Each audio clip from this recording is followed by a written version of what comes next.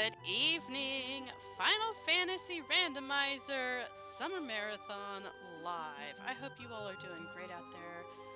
I am unfortunately not live, so I'm going to be in the virtual booth here with DLK, ready to give you a Final Fantasy VI Worlds Collide Moogle Cup Showcase run for this fundraiser. DLK, how are you doing tonight? I am doing fantastic. Thanks for asking, Dwight. And yeah, obviously I am also in the virtual booth, so apparently we just get to watch them on the screen acting a fool, right? That's how this is gonna work out. I mean, that's really what makes it fun, so absolutely. So, I know that this has been brought up several times, but just in case, do you want to kind of give everybody a heads up of what exactly we are fundraising for? Absolutely. So, for those who are just tuning in to this wonderful marathon, we are raising money for the Liam Foundation. It is based out of Rockford, Illinois. It is for support within the LGBTQIA or LGBTQ plus community. They give support services for families. They try to make sure that they understand kind of what the needs are of people, like what the people in the community are facing, to make sure that those who are in need in the LGBTQ community don't have to really, suffer as much. They have people backing them up. So I think that is a wonderful cause. There are, plenty of social needs that are out there, and I think this is a wonderful foundation that they are working towards helping the community overall. Um, our group this time, looking in terms of the incentives for us, fortunately, it looks like we got the donations for both of our runners to have to do the opera. I mean, anybody who's ever seen Six is not going to be sad about that at all. Um, we also have a mug start, as we call it, which is Mog, Umaro, and Gogo. Those are three characters that some of our fewer checks, and generally you don't see them as much because people will avoid those characters sometimes if they can. But we're starting with them, so that's going to make a pretty interesting beginning. And we also, at this point, still have a bid war going, but I'm pretty sure it's going towards saving Sid. You can either save him or kill him, either way that you go. And fortunately, we're saving him. He's going to get some good fish and come out of this to see the world that he has wrought. Yeah, we definitely can't give him the easy death out. He's got to suffer through white like everybody else. Just so everybody knows, I have started a 1-minute race timer. We will be counting down our racers as soon as we get to the 3, 2, 1s. Don't go yet, racers. That wasn't the legit countdown. But let's talk a little bit about the actual seeds that they're running, which are the Moogle Cup seeds. This is our beginner flag set, and our Moogle Cup is our beginner tournament. And so this is going to be a little bit easier flag set than our normal leagues flag set. We're going to have a little bit more powerful characters, have a little bit more powerful items. Things are going to go a little bit quicker, and we'll talk more about that as we go. But our racers are Tony Ortiz and Virtua Cat, who are actually...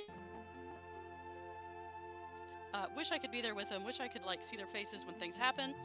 But hey, I'll just have to live with, you guys got to tell me their reactions in chat because I'm looking for you guys. And we are at 3, 2, 1, and go.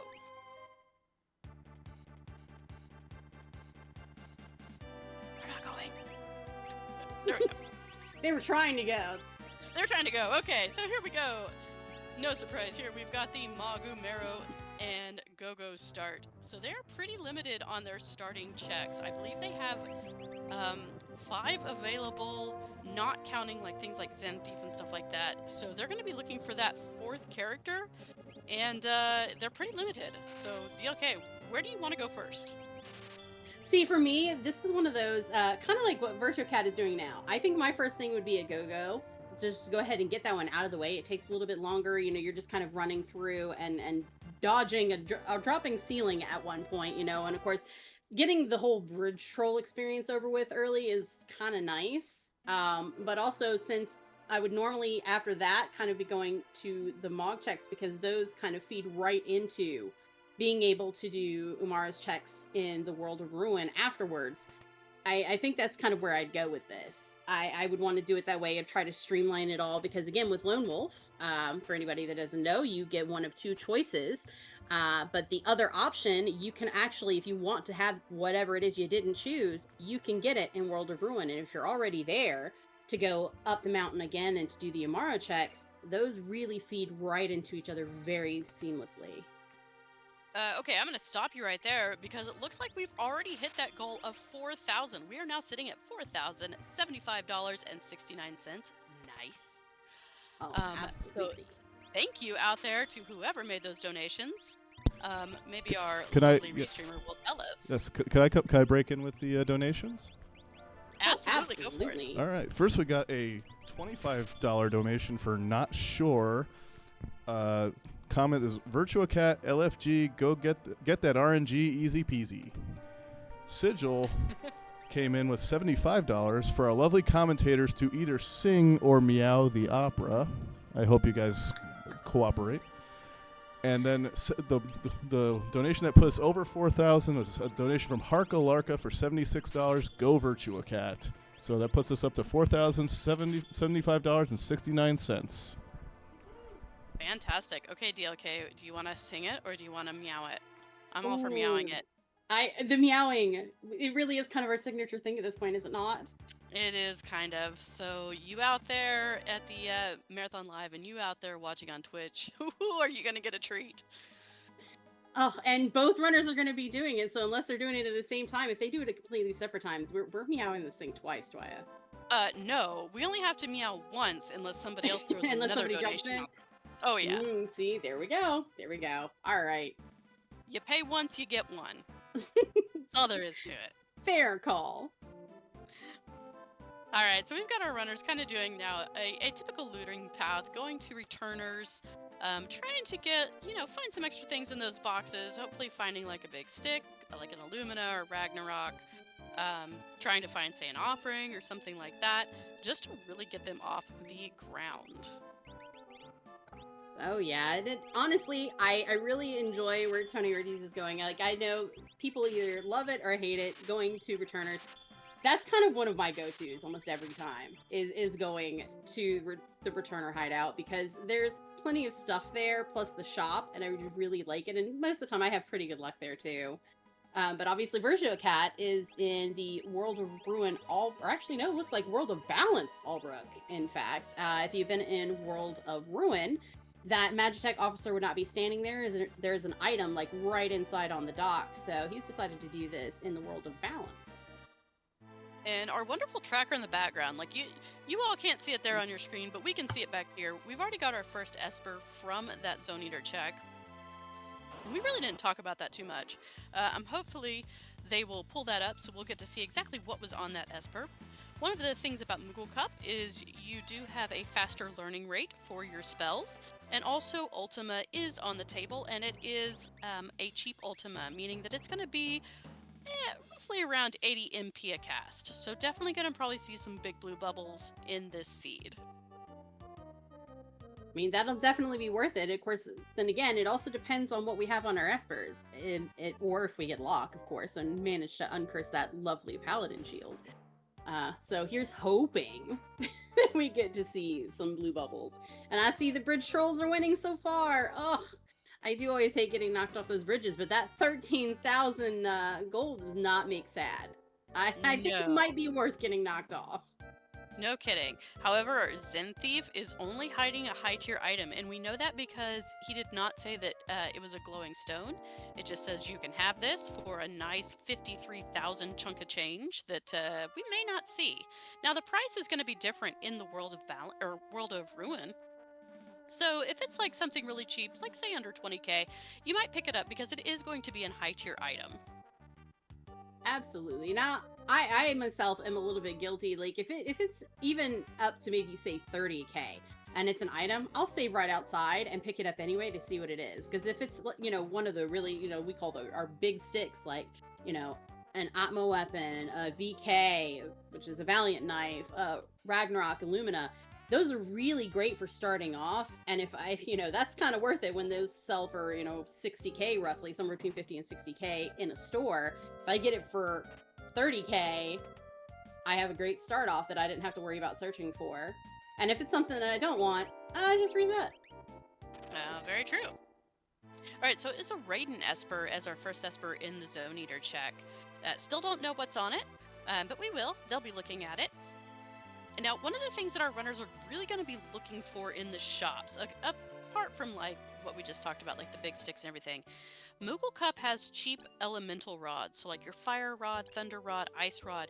And with that go-go start, once you pop a rod with Mog, you can, if you time it right with the Yeti, it's going to be a little bit more difficult. But you can basically get free elemental rods popping off in the fight. And that's going to help them really get past those. Do you mind if I break in I for don't know if another you saw it. donation, Oh. please? Not at please. all. Go for it. What we got? Excellent. Sigil coming in with another $75. Since we get to since we to get the opera both times, we need to pay again. So sing the opera the second time. Somehow, I saw that coming as soon as you said it, Goya. And may I also add that by going over $4,000, we broke our previous first day record of $3,998.76. So this is a new high for us on our first full day of the marathon. Oh, yay, reaching new heights. See, that just means that we're going in the right direction. Okay, DLK, I got something for you. Okay. I will willingly sing the opera if you Ooh. want to meow the opera. So you take one, I take one. You know what? I'm for that. I'm for it. Okay. It's good. I can do either or because I could sing it just as well. But I am happy with whichever one. If you want to sing it and have me meow it, I will own that. Oh, hey, I'll meow it. I'll do either one. Again, I'm good either way. So I mean, the only people really suffering, and I put suffering in like the air quotes that you all can't see, is them out there. I mean, hey, well, I mean that's fair. Could be. I'm here to entertain. Well, I mean, it is our entertainment getting to watch them and comment on our racers, so I can see that. The audience needs some funsies too. Absolutely. All right, so kind of watching what we've gotten in the chest. I know that we had a Thunder Shield from the Zone Eater check. Saw we picked up an Excalibur. Not too excited about that. It is money though. We also picked up Tony that Ortiz also got a Enhancer. cat hood. By the way. Yes, cat hood being the best hood of the game. As long as somebody can wear it, it has the elemental damage, and it also doubles the money that you get from fights. Finding that early on, especially if you have somebody that can wear it early on, is just an absolute blessing. Especially if, say, like the Zen Thief or really your good weapons are also expensive. That really makes it a lot more attainable. Whew, And being that in the 53,000. world of balance, it was 58. So again, I have a feeling if they can wear it, that cat hood is going to put in some work. I mean, are you like me, where you really just want the Yeti to be able to wear the cat hood? I think that's Oh, just adorable. absolutely. I think yes. Thinking about like the big floofy Yeti and this adorable little cat hood. Yeah, I mean, head cannon. Epic. Mm-hmm. Yeah. So where do you think they're going to start off? Now, both have already done their Zone Eater check. I know that Tony, since he was in Narsh, did actually tag and start off the Lone Wolf, but obviously did not go up the mountain. Where do you think they're going to head at this point? I mean, Okay. we're still kind of limited, but Ooh, okay, so this is a tough one. I would say I would go up the Narsh Mountain in World of Balance. One, because you get to see what's at Kefka Narsh. You get to see maybe what's behind Yeti, so if there's a character there. And then, of course, the Lone Wolf check. Now, unfortunately, this is going to be really rough, because if it is a forced Kefka at Narsh, that's going to split your 3 people into 2 parties, so you're forced to do it with just 2 people. We haven't really talked about what's on Mog, like what the abilities are, so I really don't know how difficult that might be. Oh, well, I it's a think that's Mog really all band. going to come down to, you know, I don't know that I've seen either of them find rods in a shop anywhere, unless I missed it. I see we have a Coliseum play going on kind of early, but that's interesting. Maybe they can find something here. A Valiant Knife, I'd say that's worth it. A Valiant Knife for Go, Antidote? Yeti, go! Yes. And Yeti's a perfect character for the Coliseum. Now, with Moogle Cup, we get full visibility, whereas in the other flag sets, it's say 100 items. So we can see exactly what you're going to get for every item. And with the Yeti also already having the Berserk status naturally, he is the #1 person to take there. So free VKs, let's go. Absolutely. Sometimes I mean, in Moon Cup, it's probably not as bad. And of course, right now, our scaling is still very low. Generally, I'll try to maybe do 1 or 2 fights, just a grind fight to kind of get him up a little bit faster to make my Coliseum plays, go quickly. But obviously, he's doing more body slamming than swinging, so that's working out really well. Okay, DLK, we've got a really big question in chat from Harkalarka, and this is their first time seeing Worlds Collide, so what's the deal with it? So Worlds Collide is, of course, the Final Fantasy VI randomizer. Your starting characters are randomized. What they can wear is randomized. Their abilities, pretty much everything like that is randomized. Unlike a lot of other ones, it's based on character and Esper progression to get you through the game. We're looking for 6 characters, 9 Espers to get into Final Kefka at the very end. So this is basically check-based. There are certain checks that go with certain characters based on kind of, roughly what they do in the vanilla game. And so they can reward a character, an Esper, or a high-tier item. Again, we're looking for 6 characters, 9 Espers. So that's really what we're looking for. And each check is generally going to have a boss, unless it's what we call a free check, such as like Zen Thief, where you don't have to fight anything. You can pretty much do it whenever. And like I said, we consider it free. From there, our main goal is still to defeat Final Kefka, who is in Kefka's Tower in the World of Ruin. There are a couple options for it. You can either walk the whole tower, or you can get what we call skip, which in this flag set is 9 characters, 12 Espers, or 21 checks. And that will let you skip straight to the statue switches, or the statues in the vanilla game at the end of Final Kefka's Tower. Whether or not our runners will hit that, we don't know. But that is ultimately the main goal, is to get those, the unlock progression and beat Final Kefka. Okay, help me out. That is a lot to explain, so... I think you were doing a good job. That's why I didn't even, throw anything out. I'm like, yep, she's got this. I'll just sit back and look pretty for a minute. I mean, I forget things. I'm good at talking, but I also don't think a lot when I talk, so... Well, I really don't think that you forgot much at all. Obviously, being able to get that, what we call the KT skip, which is Kefka Tower skip, is usually ideal if you can manage it. Ooh. That is an experience egg. I immediately got distracted. That's exactly how my brain works. That ADHD pulled hard. So yes, that experience egg is definitely a boon to find this early on, because that ups your experience per fight for the wielder. Definitely a big find, especially since we also got those VKs earlier. Higher levels for any of your melee offense is the way to go. So, sure. found a dream team. All we need is an offering now, and I think we're just set. I mean, and it's going to be floating out there. The monsters and boxes that you would find in the vanilla game, they are in their chest locations. However, the actual monsters in the boxes are randomized amongst themselves. So whereas in the vanilla game, Katana Soul, there's Setzer in the Yeti spot, will still hold the offering.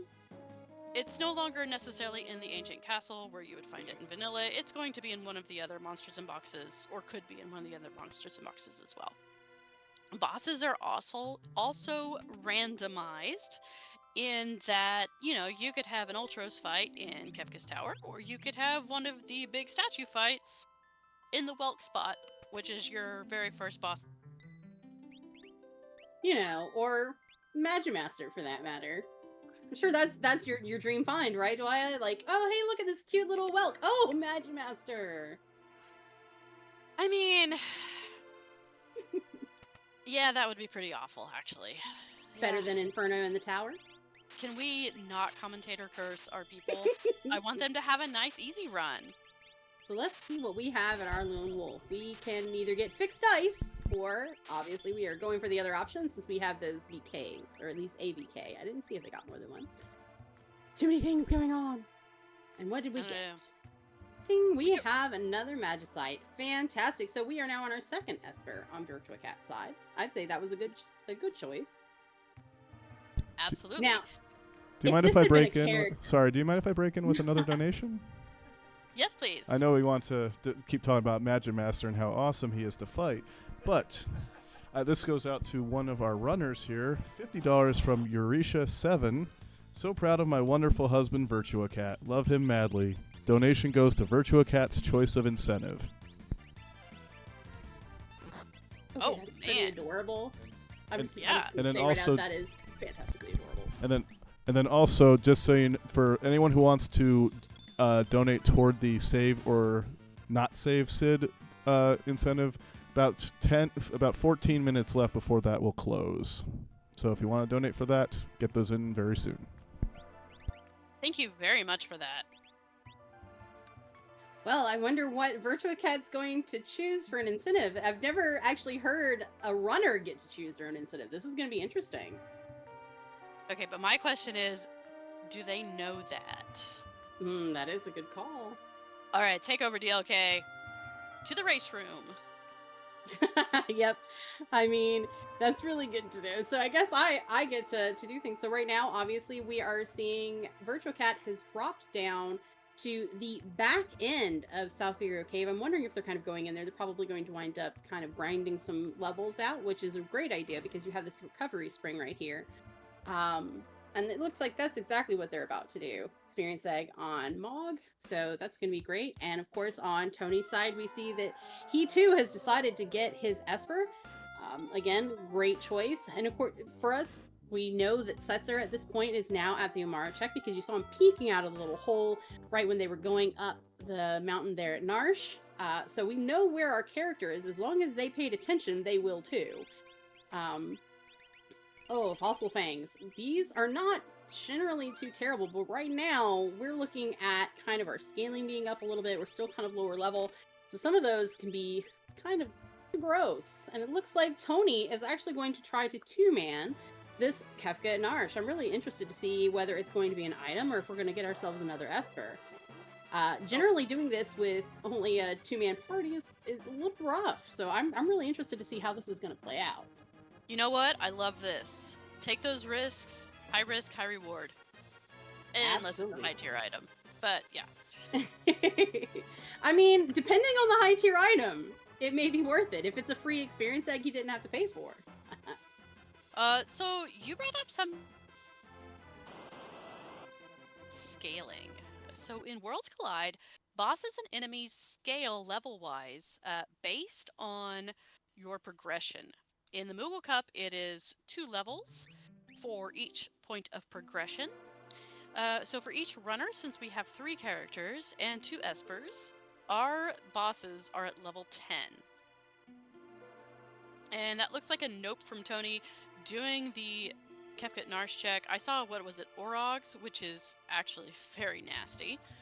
So Yes. I'm kind of glad he noped out of that and is heading back down the mountain. Yeah, I'm wondering if he was, kind of, if it was something that was easy, he probably could have got his grind fights there to get some early levels just by fighting the soldiers. But also, it's nice to be able to get that check out of the way and come down the hill just by being put in Arbus's house at the end. So that could have also been a factor in checking it. But definitely a good choice with those nasty enemies to just say nope and bail out. Yeah, absolutely. Now this tumbleweed fight is actually great for experience, and with those experience eggs on, that's going to really help out with that scaling issue. Once you get above the enemy scaling, it's pretty much free sailing. Yes, and that's right where we want to be. And that's, of course, why we talk about, getting our grind fights earlier, trying to get some experience on our characters. Because if you can stay ahead of the scaling, you're not gonna struggle as much. You're gonna get through these fights a lot faster. Basic, anybody who's played an RPG, when you get kind of ahead of the levels that you need to be at, it is smooth sailing. You can pretty much just keep moving with it and enjoy the story. In this case, obviously, they want to have that smooth sailing so they can enjoy getting all those checks without having to struggle through them.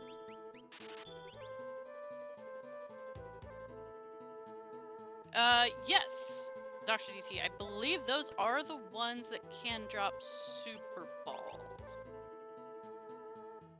why are you testing my vanilla knowledge here? This is randomizer. But yes, I think they are the ones that drop snowballs. Well, I mean, in that case, revivifies would be fantastic. I mean, revivifies for those fossil things would have been fantastic too. Mm-hmm. Sometimes that little bit of game knowledge goes a long way. No, as far as I know, enemy drops are not randomized in this version. They are still true to the vanilla, which also means, in terms of fighting bosses, for instance, we jokingly call him Spicy Chicken, or my child has lovingly called him Satan's Poultry, Poltergeist. You can still steal a red jacket from him. You can still, if you get the rare steal, get a Genji glove from Dullahan. So all of our drops and things that can be stolen and taken from them are still vanilla. However, there is a flag that you can turn on that will randomize the enemy drops. So, it's a very versatile randomizer. We just we don't mess with it too much, basically so that they don't get too much power. Because, you get a Lobo that drops Illuminas and, whew, that's going to be one Right? crazy seed. Well, like I was mentioning before, and like you mentioned also about going and getting stuff for the second half of our Lone Wolf check, it looks like Tony Ortiz has decided he wants those fixed dice. I mean, I don't have a problem with that at all, especially this low in the seed. Oh, absolutely. Another thing that would have been useful, which I guess he was not aware of, is actually the spot in the wall where the Moogle Charm normally is actually has an item there. So he also could have checked the wall for some kind of item. So basically thinking of it as an extra chest. So who knows what that could have been. Very true. Ooh, okay, so the Whelk. First boss of the game. Generally pretty easy. Now, we do have the scaling issue, but we also have that Thunder Shield. Don't want to attack the shell, so whenever he grews, you definitely want to not attack. Now, with the Yeti, you can control that some by running, which will stop him from attacking.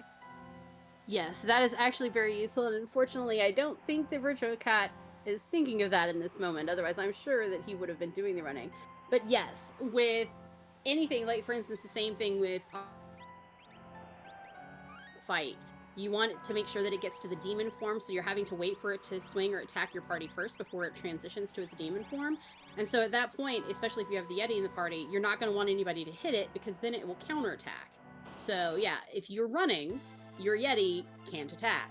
And so that kind of alleviates the issues around his auto-attacking ability.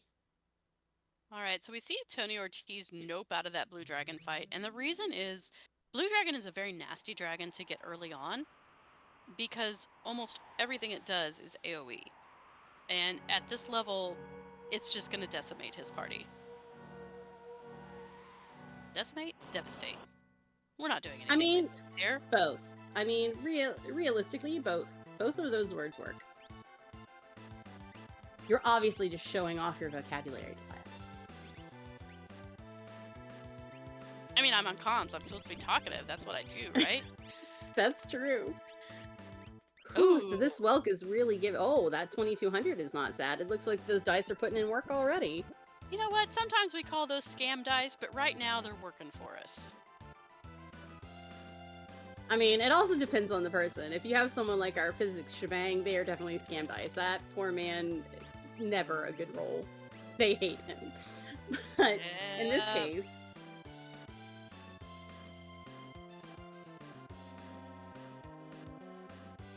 See? DM Stewart in chat knows exactly what I was talking about. Indeed he does. And Sigil saying fixed dice are always a scam. You know, they really, really are. They've always been good to me, so I can't say anything. When people talk with scam dice, I'm like, I mean, we're not going to talk about how many things they've got me out of. Yeah. So I just want to point out, and this is kind of tangential to what we're talking about, but that is a good-looking Moogle hat that I see on the live stream there. And I want to say shout-outs for Karant for wearing that. Karant knows how to show out with his hats. We do enjoy them. Absolutely. And that Moogle hat for the Moogle Cup? How apropos. Yeah. Little does he know I've got my Moogle hat on too. Alright, Virtua Cat gets out of that Welk fight. A very nasty Welk. Oh, look at that. Same time they get out of this fight. Very interesting. So now we're really on an exciting moment because it looks like they're basically tied out on time. And it looks like we have an item. We get a Genji glove. Okay, well, you know, at this point, Virtual Cat knows where some VKs are. I don't believe Tony has been to the Coliseum, so he has not seen those yet. So at this time, Virtual Cat has better chances to be able to use those. Yeah, so I'm guessing we don't have the VK equipped because maybe nobody can use it. So hopefully this Setzer can. If not, we know absolutely that he is a natural fixed dice user. So that will definitely go in their favor. And it looks like Tony's taking on this blue dragon again. I mean, I don't hate it. Doubling back to try to get that experience is not sad, especially if you have a few things that you can work with. I mean, he's just gotten some, you know, a couple of levels under his belt, so maybe... Those AoEs still make me nervy, though. Oh, they make me very nervy.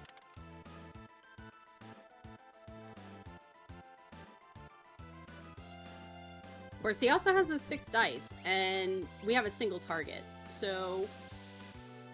There's that. If we're using them. We just gotta be able Poor to survive those AoEs. Alrighty, so let's see what we have at the Umaro spot. Oh, it's Sebastian!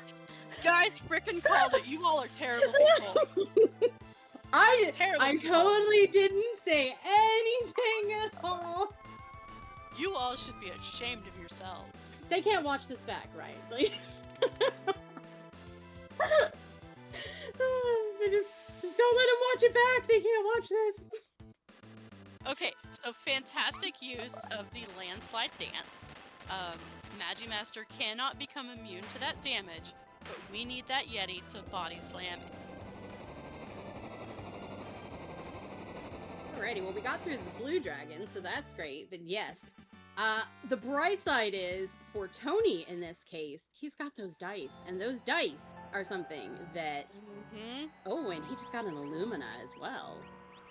Oh. Well, we found one of our big sticks, so that's nice. That is a good find, being that he has not seen the VKs yet.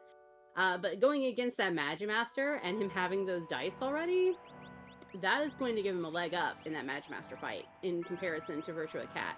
Especially since, like you said, we're not seeing anyone wield our Valiant Knife, which the Valiant Knife overlooks defense and is basically automatic hit. So you would be able to do the damage automatically without having to worry about any of these walls that you can see Magimaster floating around with. Yeah, so let's talk about this boss. So in the vanilla game, he's at the top of the Fanatic's Tower, which you can only use magic in. And every time you attack him, he does this wall change that will change what he absorbs and what he's weak to and what he nullifies. Without scan, we don't know that. However, he is weak to one important spell, and that is Berserk. If you Berserk him, he becomes a little kitten that you can just beat up on, like the monster that you are if you beat up on kittens. However, with that Yeti, if that Yeti will at least get one wall change out, and that can kind of make your day rough. So what you really want to do is, like DLK said, you want to do stuff that does non-elemental damage and ignores defense if you're using a physical weapon like dice or like the VK. Now, unlike in the vanilla game, we have turned off the death counter ultima. So, and that's basically because there's no guarantee that you're going to get the life 3 spell, so that could very easily lock the game. So you don't have to worry about that, thankfully. And oh, look at who we have. We have a Strago. I feel like they're just finding all the best characters today, aren't they? So speaking of Strago, that unlocks 3 checks. That's going to unlock the Fanatic's Tower that we were just talking about. It's going to unlock the Burning House check in Thamasa. And it is also going to unlock Ebbett's Rock, or what we call RNG Cave, in the World of Ruin just north of Thamasa. If I can barge in really quickly, Just wanted to say that the incentive for save or not save Sid is now closed, and the winner for that with $214 was Save Sid. Also Right. got a couple of donations. One of them $6.31 from me, Rubes. $6 for the 6 seconds Luffy beat me by in our race. I'm not bitter about that at all. But an additional 31 cents also to even it out, so we have an even dollar amount. We're putting it toward the Ascension level and Slay the Spire on Sunday. And then $25 from $25 from Dr. DT saying Sid did nothing wrong. I'm assuming that was for Save Sid, but he's saved, so I guess we're good there. But one other important announcement. Leadership has announced that if we reach $10,000 by the end of the marathon, we will get leadership karaoke. Oh, So that boy. is an even bigger incentive to donate, because don't you want to hear everybody sing? What are you going to be singing? I will gladly That's the sing with you important guys. I don't know what they'll sing, but I'm sure it'll be something fantastic. All right, sorry about that. Back to you. Oh, no apologies. We definitely love hearing about those donations and what our wonderful community is giving for a great cause. So that is never sad to be interrupted for. Exactly. All right, so back to our regular scheduled programming. We've got Magimaster still being a jerk. However, he's throwing out those bolts, which is definitely good for that Mog with the Thunder Shield. And Yeti is just flinging those dice, but hey, scam dice, imagine that. I mean, I guess you just have to be the right people. I don't know. But those dice are doing some work. They've obviously helped him get through some other things. I guess they're just tickling Magimaster for the moment. You know, I guess I just What don't is pray hard enough to RNGesus. That could be it. Oh no! Oh! Doomed Yeti! Oh! Poor Yeti. Okay, that's okay. We can still get out of here. And- Yep, it's still possible. Okay, so let's talk about what we're seeing on Virtua Cat side. We saw Seraphim in the tomb, and we've got slots on Strago, and Virtua Cat is throwing out those H-bombs with the slot like it's nobody's business. I apparently need to have a session with him about that, because I am terrible with slots and cannot land a single thing half the time. So it would be nice to check out these skills that he's got going on, because he's at least hitting matches left and right. Mm-hmm. All right, Magimaster goes down on Tony Ortiz's side, so we are moving along there. Pretty sure he is glad to finally get his character, get his Setzer, and move along. Absolutely. And on Virtua Cat side, it is Flame Eater down, so we're going to get that Seraphim Esper. And folks, our seat is now open. That one little character block on both sides where they just needed to find that fourth character, and they have both done so. I'm very interested to see what Virtua Cat is going. Oh, we just got ourselves a Search the Skies for free, and it just so happens that the giant fiery chicken is up in the sky. So this is not exactly something I would want to run across early on, randomly without expecting it, but getting that Search the Skies might give him an Esper that could give him another leg up that it's very possible Tony may not get. Then again, we have Setzer, so the fact that it just happened rather than being used, fate. Absolutely. So, Poltergeist and Search the Skies. Search the Skies is a Setzer tech, like you were talking about. However, you can still run into it randomly without ever finding Setzer, which is what happened. It can only reward an Esper or a high-tier item. As, you know, having a character fall out of the sky would just be, you know, kind of weird. But also in the vanilla game, it rewards an Esper. Poltergeist is quite nasty. As one of the final bosses of the actual vanilla game, he's one of the statue bosses. He absorbs fire, is oddly weak to poison. You would think it would be ice, but it's actually poison. Can be stopped, which is always a very nice way to play. but he's got very high magic defense. I don't know if he has safe and shell or if it's just shell, but very nasty boss to run into. Definitely not one you want to run into when you're not prepared for it. Absolutely. Fortunately, we've got some spells under our belt to get our party back up, which is beneficial. That life too, I'm certain is going to be doing plenty of work. The Yeti obviously will do pretty well with this, so that's a nice way to go about it. But it is not being kind right now. Man, this is a fight that I would probably know about of. However, I don't know when they last saved, so that might not be the best option.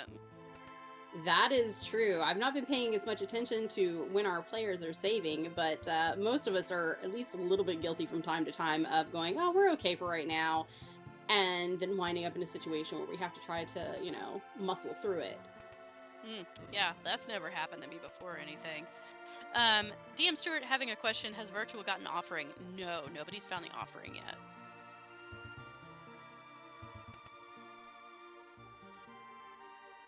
I'm also wondering if our racers realize the incentives have been met and know that they have to do the opera and save Sid. I will bounce on over to the room and give a reminder on that. Or, nope, you know what? You've already done it. See, look at you.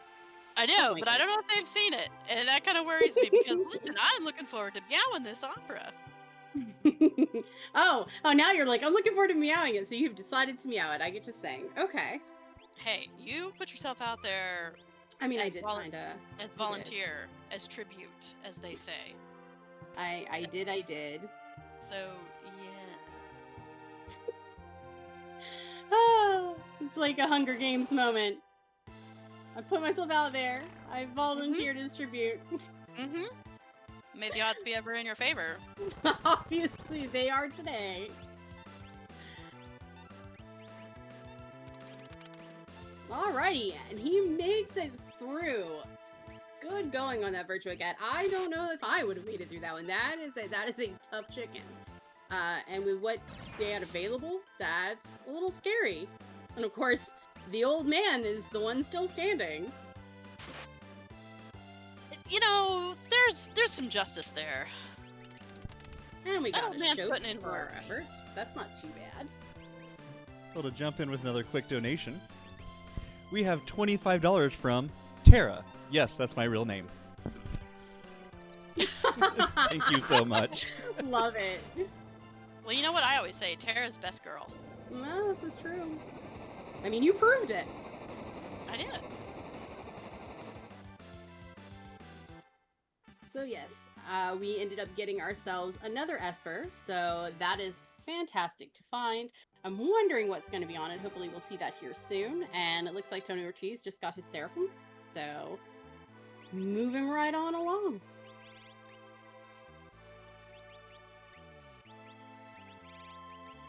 Looks like we are shopping around in Thamasa. I can't really blame them. Thamasa is actually a really good place to kind of loot and buy from because you have all of the different types of shops.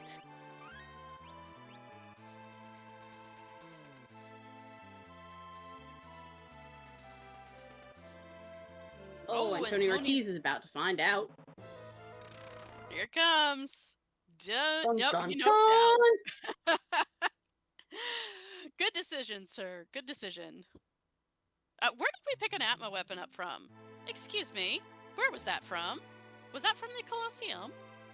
I think there might have been one in the Colosseum, but otherwise, I'm not sure. Maybe they found it in a barrel somewhere. See, this is why we get so distracted because we're so excited about what's happening that we lose track of the smaller things that are not actually so small. An RNG key. I like it. I like this check, actually. I would like it a lot more if it gave me more than like somewhere between 1 and 3 coral every box. If I see a 5 box, I'm like, oh, it's my lucky day. This will not happen for the next 3 months. So you want to explain some RNG Cave? Alrighty, so with RNG Cave, we have a chest that is blocking our way to the boss at the end of this cave, and we have to find a total of 22 corals. So as you're going through this, You are hitting your buttons, going to your next spaces, opening all of the chests until you count up and have the 22. If you try to turn it in early, that nasty, greedy chest will eat all of your coral, and you have to start all over again. So you want to make sure that you have those 22 before you talk to him. And once you give him that, he's like, yay, my tummy is full. And he runs off, and you get to go up and fight your enemy. Now, one of the little things for anyone who has not really noticed as we're doing this, it's actually pretty easy to find out whether or not the screen that is coming up for you is going to have a box or not. The transition between, black to picture is actually slightly faster if it comes to a screen that does not have a box. So you're kind of prepared before you even go to whether or not you're going to be looking for a box. And we have Goddess. Wow, this seed is pulling out the stops, Dwyer. Fantastically awful. I am guilty of telling Glue that I should have, I told him that he should have you roll the seed because yours are statistically meaner, and that's, the community really loves to watch people suffer, and you have outdone yourself. You have absolutely outdone yourself. You did. I did do this. Fantastic. I'm so proud of myself. Pulling out all the stops. You just want to showcase all of the excellent skills that these players have overcoming some of the worst bosses. And they're definitely going for it. But it looks like Tony Ortiz went, nope, a little big for me right now. So let me go check some other things out. I wonder if we're going to get a Burning House play. Well, I mean, we're kind of limited now. We do have an Esper with Merton on, but we don't have full Merton protection. That is true. Although we at least have a couple of things to get us there. We did pick up a red jacket. Both players did pick up a red jacket in Daryl's tomb. So one person taken care of. We have that Thunder Shield that also helps. So just trying to find a couple more things, and we might actually get to see a Merton seed. I love a good Merton seed. Now, this is not the party for a Merton seed, unfortunately, but you know what? You take what you can get. I mean, we still have to find more characters. We are one character shy of what we need, so depending on who we find, it may become a lot more viable. Oh my gosh, Parkalarka is now one of my favorite people ever, because they just made a Nick Cave and the Bad Seeds reference. And all I can hear now is Red Right Hand in my mind. Indeed. Okay, Enox, we need to run from this fight because of this move right here, the Brain Blast. And while it missed one character, you know about this fight very quickly. I mean, but they took it down. So They did. But it has the potential to be devastating. Oh yeah, it is definitely a scary play, but they managed to champ through that. Mm-hmm. We have some balloons; those are not as bad. They aren't bad, but even this Burning House is nasty with those Enochs. Are we gonna see like a Doom at the end? I am quite curious. Now, I think Virtua Cat did actually end up having to back out of the RNG cave. I do not think that we actually saw the end of that. So there was a reset, and of course now we see that there's a Terra hanging out at our tower. That's exciting. Then again, I don't know that we actually have the magic to really try to take that on yet, and I haven't seen any rods and breakables for us to be able to do it. And we're getting a save Sid. All right, so now we're getting into our incentives. Fantastic. Okay, so with save Sid, you gotta feed him the fast fish. Or the only fish. Apparently. Or the only fish. Oh, fish. Oh, save the wrinkly old banana. This is always your favorite part, isn't it, Dwyer? Not really. No, I'd rather do Injured Lad, I think. Oh, does Virtua Cat know that he needs to save Sid? Because we're just going in and out. I think we're about to find out, very sadly, that some fish is better than no fish. I think he's trying to reset the fish, but yeah, he needs to give that man a fish.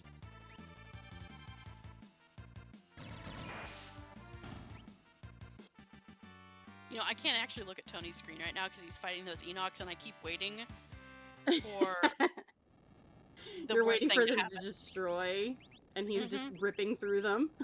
Yep, pretty much.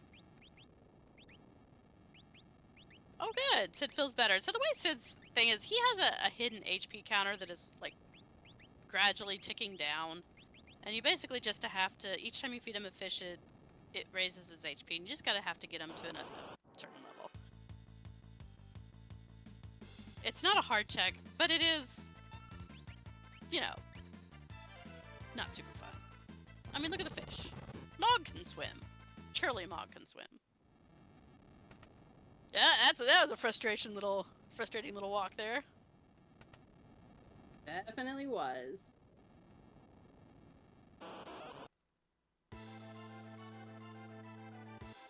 All right, and Ultros in the burning house with Chupon. Okay, this is somehow appropriate. Kind of is. Yeah. A little bit. The only sad part is this is not one of our fights that is going to really give us any experience, because we're going to get sneezed out of the end of this battle and get nothing for it other than completion. But yay, we have saved Sid. Yay, Sid! You monster. Alright, and we are through the burning house. And we get a character. Okay, fantastic. Ooh, an ice shield. We are one step closer to mountain protection. Oh, and we have a lock. Okay. It would have been nice to have him before we had those Amara checks, but I would not be sad about being able to go hit that weapon shop and see about getting a paladin shield. I think it had 10 charges on it, so that might be a little bit rough, getting further into the game. But, I mean, still worth it. Hopefully his choices are good too. Ooh, rage. I love a rage seed now. That means that even though Locke is a natural Atma user, he won't be able to use the Atma weapon. Because for some reason, the Atma weapon in Rage will break the game. Like, it does not work. You know Whatever's what in he can use, though? a VK. And that Illumina that Tony got. Because remember, Tony hasn't been to the Coliseum. He has not found a VK yet, but he did get that Illumina from the dragon. I mean, Locke is one sexy treasure hunter. Let's just leave it at that when it comes to his equip pool. Absolutely. You never really thought about it before, but maybe that's the reason why he has the biggest equipment pool in the game. Is the fact that he's a treasure hunter, and so he has access to all these different treasures, and he's just learned how to use them all. Oh my gosh. I just did like the brain explosion thing there. Surely not, no. But anyway, so okay, we see Virtua Cat now going through the burning house. Again, I feel with what choices we have, this is a good play, because again, we don't really have the magic to solidly go through Fanatics. It would be ideal if we did, though, because Tara and all of her checks would be amazing. It would certainly open up a lot. But this was really a good choice. We got Stray Cat. There was a Stray Cat. Oh, if he can use the fixed dice? I don't know. Did Tony go get the fixed dice? Yeah, he did. He's the one. Tony, he was the one using the dice.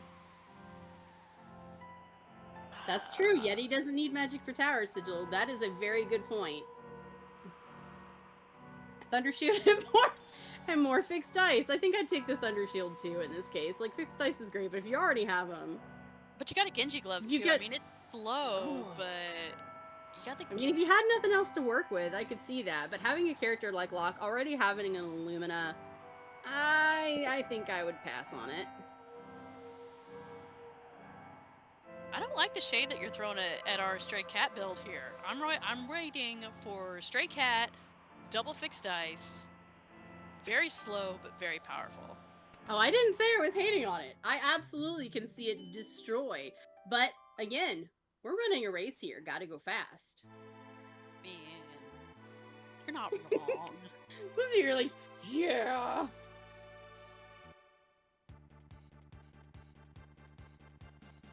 But it seems like our players definitely know what they're getting into, so I wonder where Tony is running to next. Looks like we're going to get South Figaro Cave. I'd say that's an excellent play. This is a pretty quick check. You have the pool right before you actually do your boss, so you get a free heal as well. I'd say it's worth it. Absolutely. Okay, so for those of you out there, since you all can't see, we've got Tony Ortiz at 6 characters, 3 espers, and we've got Virtua Cat now at 6 characters, 4 espers. They're still keeping pretty neck and neck. This has been really interesting so far. We've had some variants and following one another, kind of flip flopping a little bit, but they're keeping pretty neck and neck. Mm-hmm. Senior Behemoth. Well, we This have guy, so... Oh, go ahead. we have a quick $15 donation from Mashima. Paying my dues for getting frozen in Mega Man. Donation goes to whatever Comms would like. So Comms, let us know what your choice is. You okay? Do you want to take it, or do you want me to come up with one? I'll let you come up with one. And you can take your time if you need to.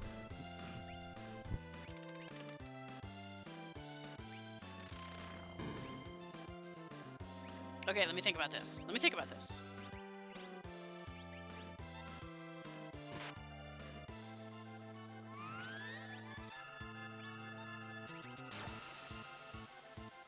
Yeah, okay, help me think about this.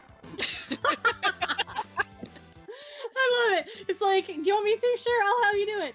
Help me. So what I have in mind, I don't know if it would actually work. Oh, that's a realm. We do like us some Realm, especially if we have good magic to do, but I can't blame them for not kind of putting her in the party right away. We already have kind of development with the characters we have, so it would be hard to kind of slide her in there right now, especially since we don't really have as much time to try to slam her full of spells. Mm-hmm. All right.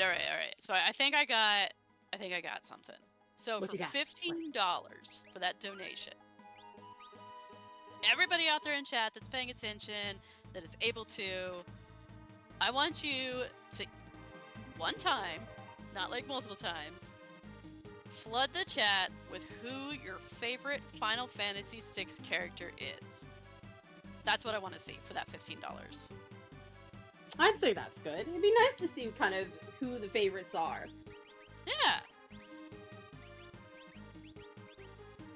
And then only to be fair, after we see that flood going through, I think it might be fair for us to tell our favorites too, although I don't think it's going to be very hard for you to say yours. Pretty sure people have got that by now. All right, we got one from Mog. Real chattiest. Always a hero.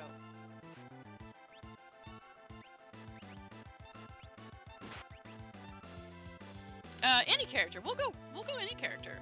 Okay, so we got one for the train suplexer, which is Sabin. So another one for Sabin from Sigil.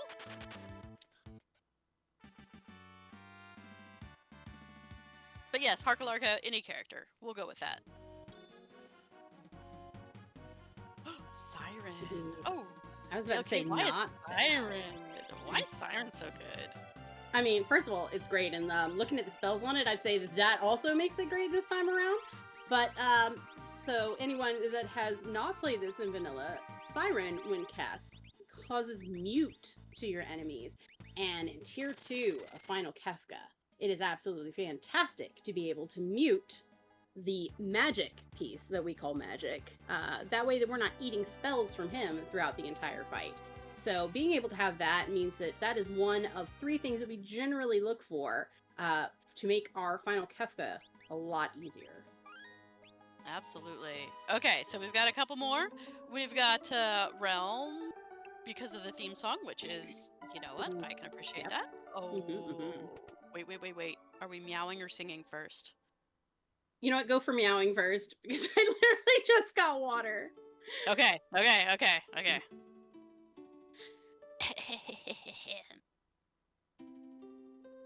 The forces of the West fell and Mariah's castle was taken. Prince Ross of the East took her hand by force, and she never stopped yearning for Draco.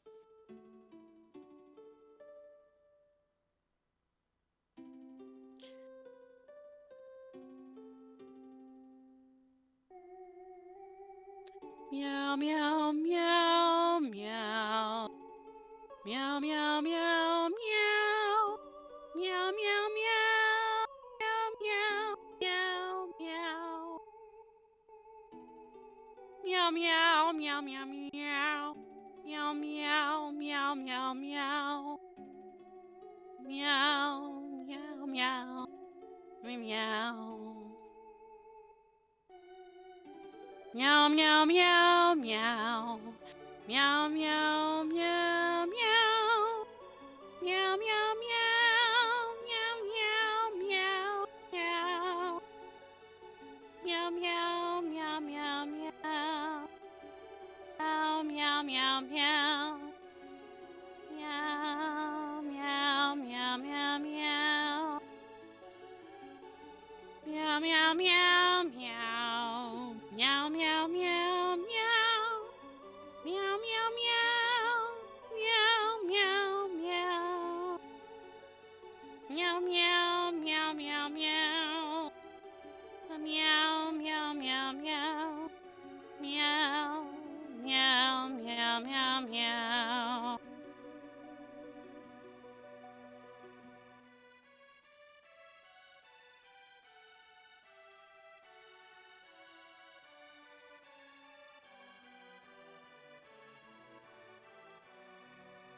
I get a little reprieve for some water here. Oh, wait, wait, wait. If they start at the same, do you have to sing while I'm meowing? Because I think this is Oh going to be my. fantastic. Would be kind of awesome. I have to. Okay, Yes. almost done.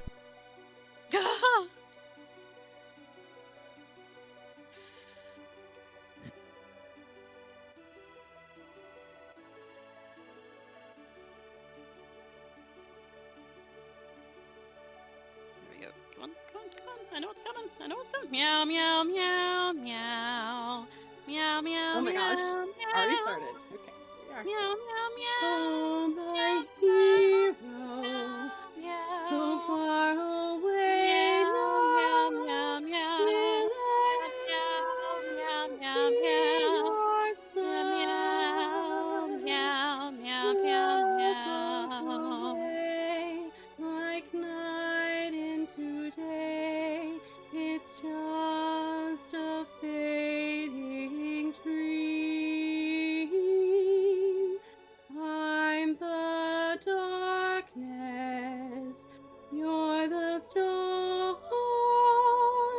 Our love's brighter than the sun. For eternity, for me there can be only you, my chosen one. Must I forget you? Our solemn promise. Will autumn replace spring?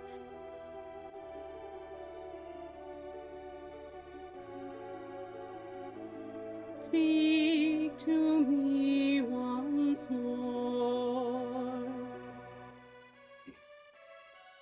You know what I've realized? This is actually very hard to do, and you can't hear it. Yes, it really is. I'm like trying to time it. I'm like, shoot, I have to really try and make this work. I know, and like trying to remember it. Yeah, no, we can't hear this. We're going totally acapella here.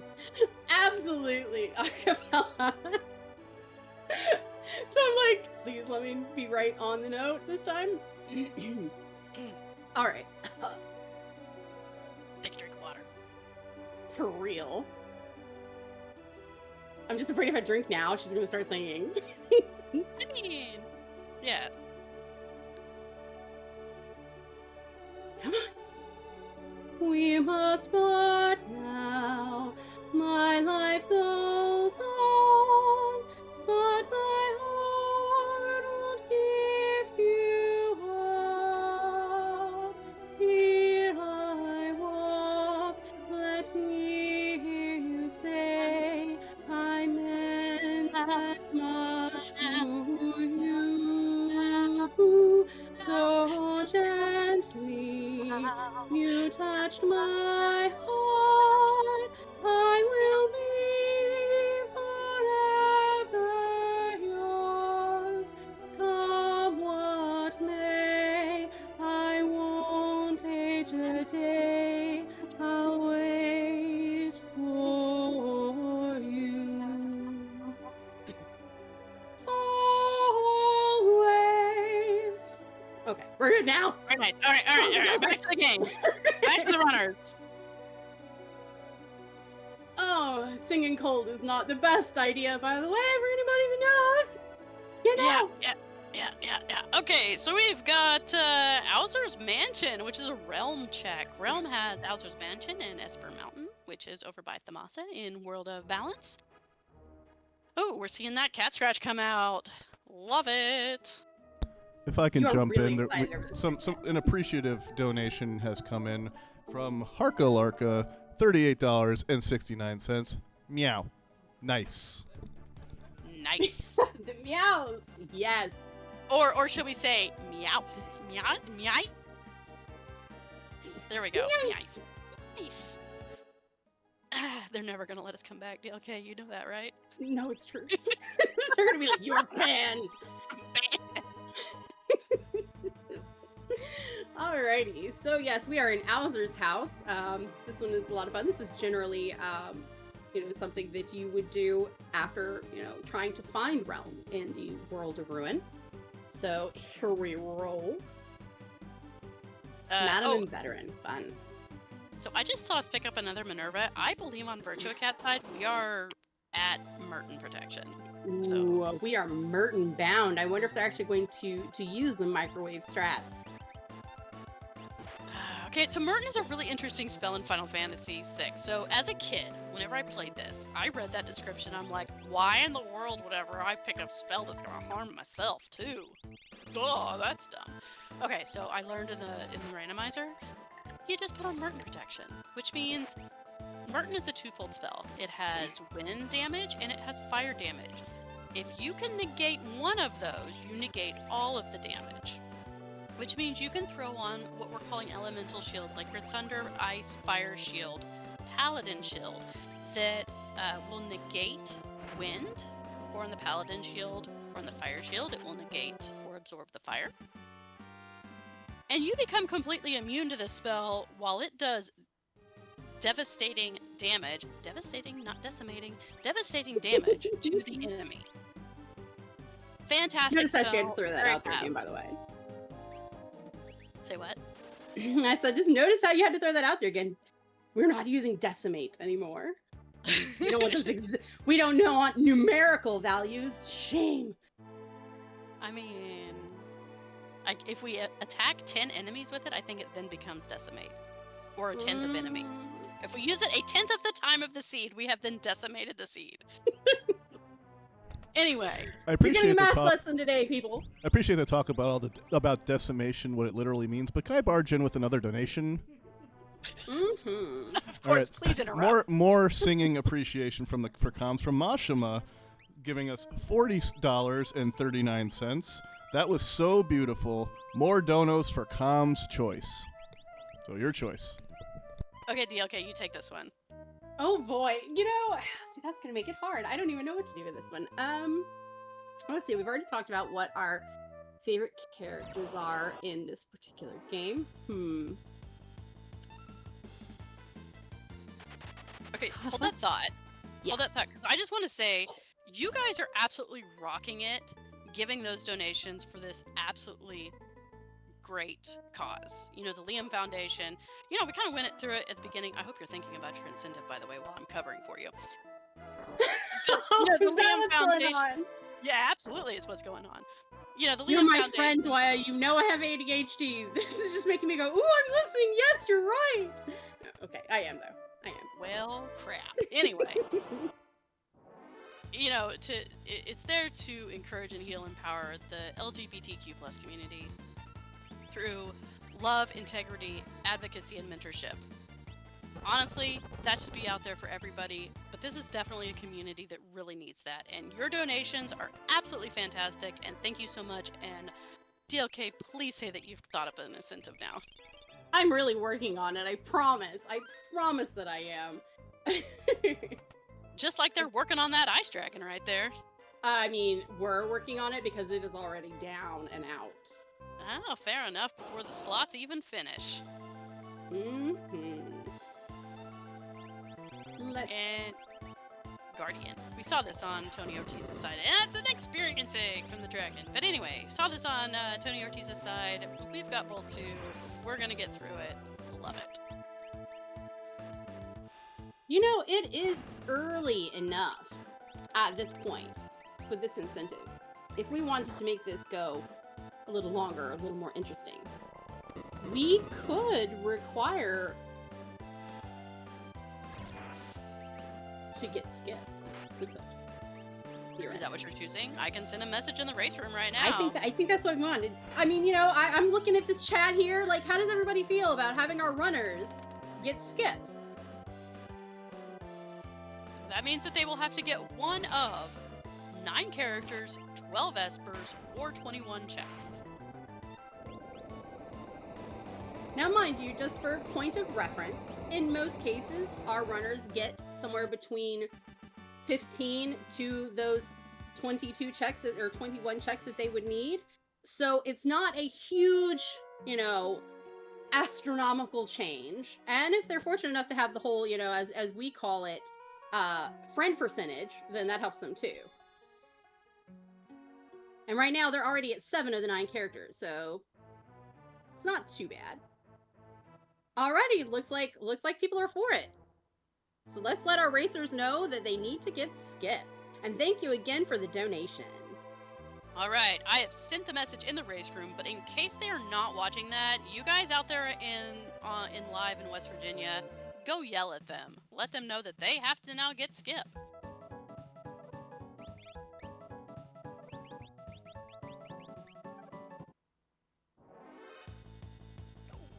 That was an awesome dice roll. I believe that was probably by our Stray Cat user, taking down the Satan's Poultry very quickly.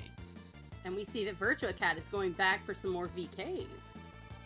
Guess that Genji Glove is going to get some use. What do you think? I mean, I really like that play, man. If we could find an offering, that would be amazing. I'd love some Octo VK strats. We haven't But really even talked about... so, we do have Locke as natural user, plus Genji Glove. Cesar apparently was able to use it. We could be seeing lots of VK throwing going on, you know? That's true. Have we really talked about what the VK does and why we're kind of like gushing over it? I mean, not a whole lot. I did mention that it ignores defense and is pretty much a 100% hit rate. But aside from that, no, not really. Well, okay. So VK is interesting in that it's the difference between your max HP and your current HP is added on to the damage that the VK does. So what you really want to do is you want to like really ramp up a character's HP either by items or by an Esper with a 100 HP plus or a 50 HP plus or anything that will jump your HP up each level. So that by the end of the seed, you are doing some incredible damage that ignores defense. And by God, it is probably one of the most fun builds ever. Now, the lower your HP, the better. So you are like skirting with danger there of having that character die. But there's ways to kind of get around that too. So yes, and of course the reason why the lower HP the better is the damage for that particular weapon is actually calculated by factoring in the differential between your max HP and your current HP. So the more that is missing between your max number and your lower number is added to your damage. You can get hit harder. Now, if your person doesn't have a whole lot of HP, like they've only got 2,000 and they're down at like 500, it's not going to do nearly as much as somebody who has 7,500 HP natural, you know, by the end and is down to 500. So it comes down to the differential between the two. absolutely. In the meantime, we had a raid from Speed Gaming 4. Welcome in. We are doing the FFR Summer Marathon for the Liam Foundation. This is Final Fantasy VI Worlds Collide Moogle Cup flag sets with some 2 amazing runners, Tony Ortiz and Virtua Cat. And looks like we have another Goddess rematch, and we've got Big Blue Bubbles. We've got all the offense now. There's pretty much nothing that can kill these guys, save for a very, very, very unfortunate Doomgaze. If I can barge in really quickly, we did get another donation, $30 from Professor Wiggle and Mrs. Professor Wiggle, saying, "Hello, Worlds Collide friends. This is a fantastic race and an even better charity. And in case the runners can hear me, you are in fact required to do skip. Thank you. Very much appreciated. I doubt they're watching the race room if you really think about it at this point. They're getting kind of closer to the end. It's probably good to hear that for, out there.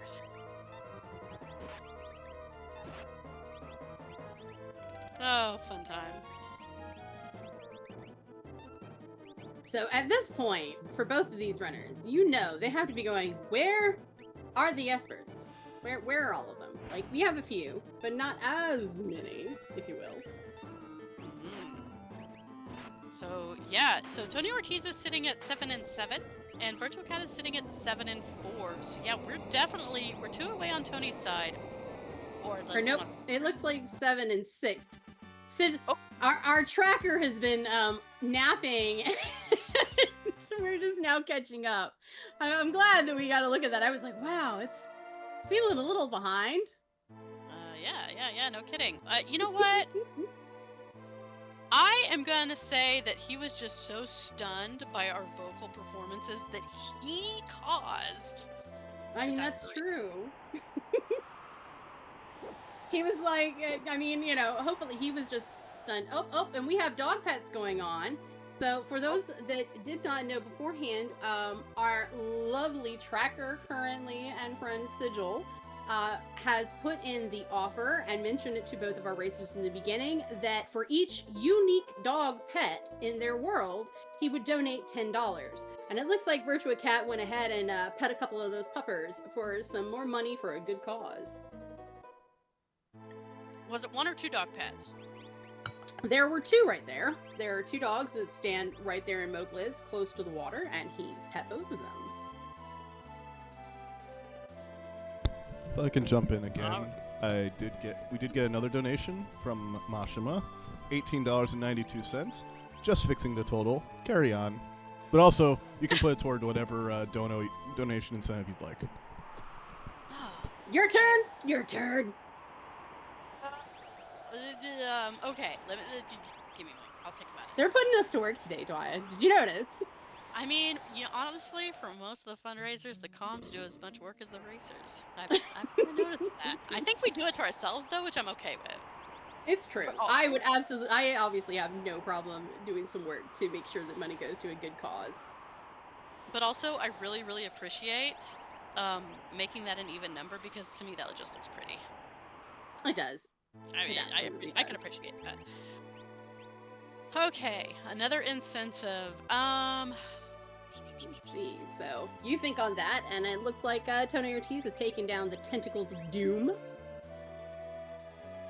Got another Magicite. Alright, so we have another Esper for Arthur. And it looks like we are getting a Phoenix Cave play on Virtua Cat's side. Alright, I like it. So this is going to make you split up your... Okay, we also didn't talk about Moogle Charms. Now, in the vanilla game, Moogle Charms is one relic in the whole game that I am aware of that only Mog can wear, and it prevents random encounters. So in Worlds Collide, because we're really kind, your typical flag set starts you off with 3 Moogle Charms because, in KT you have to split up into 3 parties, therefore you can do one with no random encounters. This check is much faster because we have those Moogle Charms and you don't have to fight encounters with both parties, especially because if you have to do it early and maybe one party is strong and then you have like one weak character, you're not stuck or you're not having to switch back and forth, which is actually very annoying. And oh look, Tony Ortiz is going to save Sid now. Always good to see that our runners are kind of keeping on top of their incentives as well and doing their part.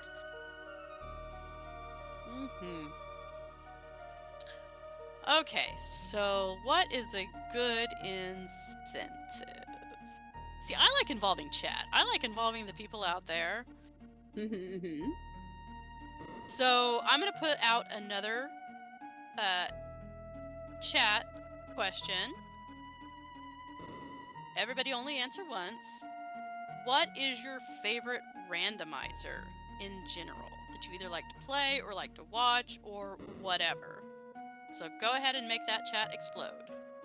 I'd say that's a pretty good question. I'm sure we're going to get some really interesting answers. I'm looking forward to seeing what people have to say. Yeah, okay, so we never actually answered the earlier question, though, of who's your favorite Final Fantasy VI character? Okay, so me and Final Fantasy VI have a very like love letter relationship from when I was growing up. I had this originally on Super Nintendo when I was little, and for some people that do know, I beat this game 22 times on the SNES cartridge before it was ever released for PlayStation 1. So we're just gonna talk my age there for a minute.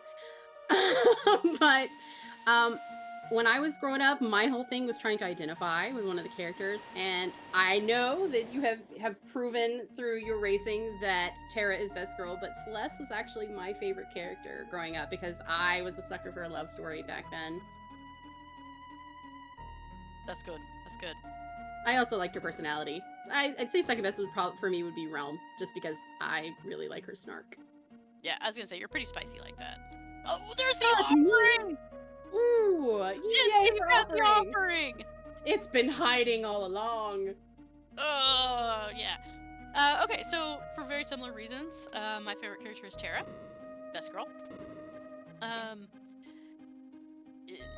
Maybe not so much of a relatable thing, I guess, just because, you know, as a kid, I always wanted to be freaking born with magic. She was naturally born with magic. By God, why can't I be her? That's fair. so there we go. There's the more childish reason. But no, I just really like the character. I like the character design and how it looks, and green's my favorite color. So there we go. So I don't know how many checks that Tony is at. I did not see, but I see that we are currently, everybody looks like they are getting prepared to like dive into KT. So I do hope that we have what we need for our skip. It looks like, okay, now again, could be doing middle lane. Like we're not judging yet. Looks like, you know what? I'm going to go to their actual streams. Stand by. Bum, bum, bum, bum, bum. Do you have like hold music? I mean, for anybody who's ever seen some of the Hermitcraft people, I mean, we're fighting the toilet Atma. So I'm again going to go for the maybe. We are going for a check skip. But yeah, if we do whole green, it's like da da da da da da da da da da da da da, and I blame my kid for that, by the way. There's another offering on the toilet Atma. Oh my gosh. Options abound.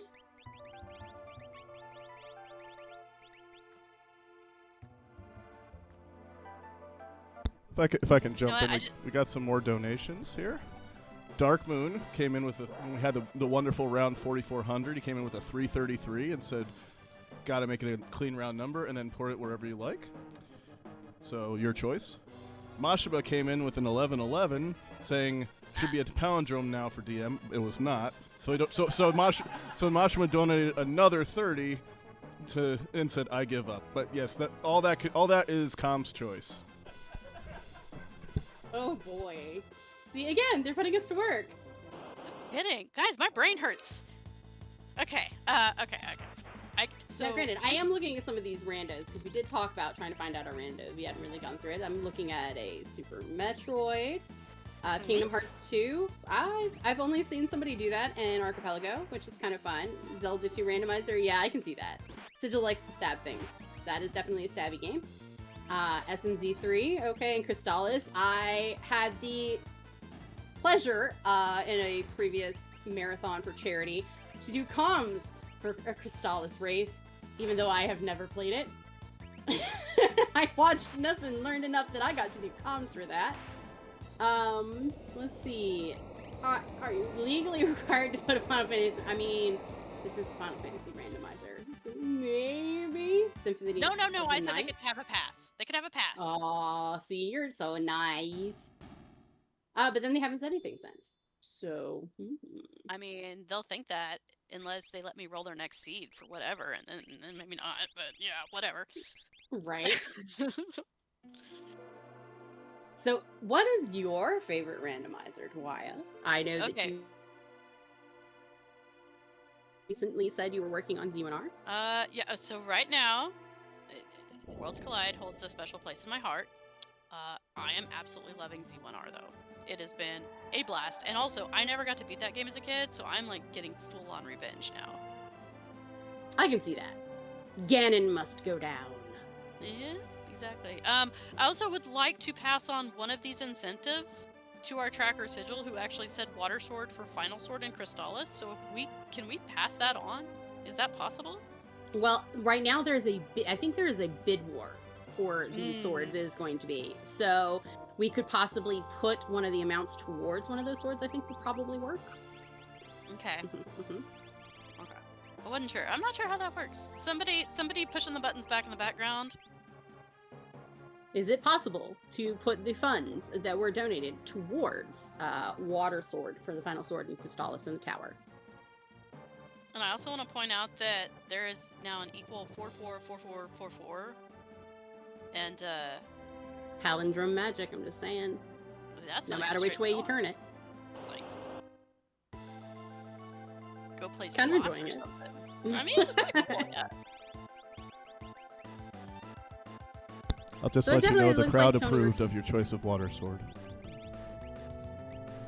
Excellent. Okay, so it does look like, and the crowd approved that if we can do that and put the funds towards that water sword. Excellent. So Sigil has earned himself some money towards that water sword goal. You know what? Sigil should earn himself some choices here because he's kind of been putting his money where his mouth is, much to probably everybody's chagrin. But big shout out to our tracker Sigil, who, to be fair, we were giving him a lot of crap, but I also know that he's actually putting together one of the Z1R Rookie Rumble rooms at this time too. So he's like he's like triple multitasking at this point, I think. Now, arguably, the first time I ever watched him do Z1R, me and the kiddo made jokes about the fact that we were pretty sure that he was just an octopus back in the background with like 8 arms doing all of the things because he was tracking and messaging and playing, and I still don't quite figure out how he did that. But, But he does but it. I have since learned, since he actually has to have a cam during some of the races that he's done, that he is not the octopus I thought he might be. So no ultras in the background. He's just really freaking good. Okay. That's true. So speaking of really freaking good, back to our runners. Absolutely. So it looks like, again, based on this tracker, we're at 7-8 for both runners. So I am going to assume that we are probably going for... It looks like we are check having space. technical difficulties on Tony Ortiz's side. I don't know if somebody that is there on location, if there is a way to help him with that, or if we want to do, see if we can have a quick pause or what he wants to do with that. I have no idea how we're going to handle that, but it does look like he is pulling things up as quickly as possible to get back on. And it looks like we are going up the Fanatics Tower on Virtua Cat's side. Ooh, emulator crash. Ugh, things you never want to see happen during a race.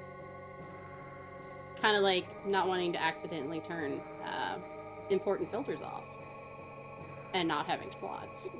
Let's not talk about that. There's a story behind that one, but we don't need to talk about that right now. We've got a Fanatics Tower play by Virtua Cat. Now, okay, I'm guessing that they have run out of checks that could give Espers, so they have to get this Terra.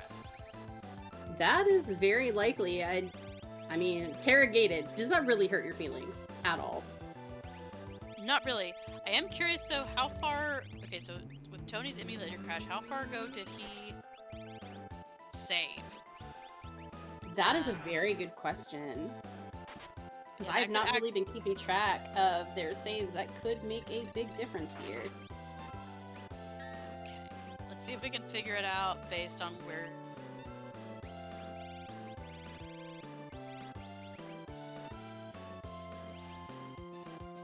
Before starting Phoenix gave so lost to Dragon. Okay. Okay, so he lost That's not two too checks hardly then. bad. that's not too horribly far back. I think I'd be okay with losing a couple, depending on Yeah. which kind. He's Yeah, still I looking think- for that last Esper anyway. Looks like we're going for an auction house play. Ooh. I just And saw glowing Ragnarok. stones are still available. Very nice. So we know that there is an Esper here.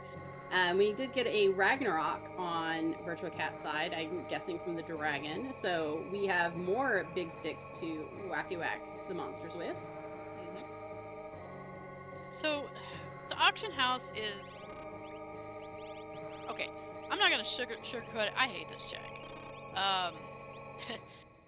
You're gambling, but not really. There is, depending on which world you're in, there are 4 price options. DLK, you gotta help me out with this because I do I not want do to this say, crap. I want to say that there are, in this one, I think that there are 4. Obviously, you can have the striker. Normally, you're trying to kind of bring out the pool.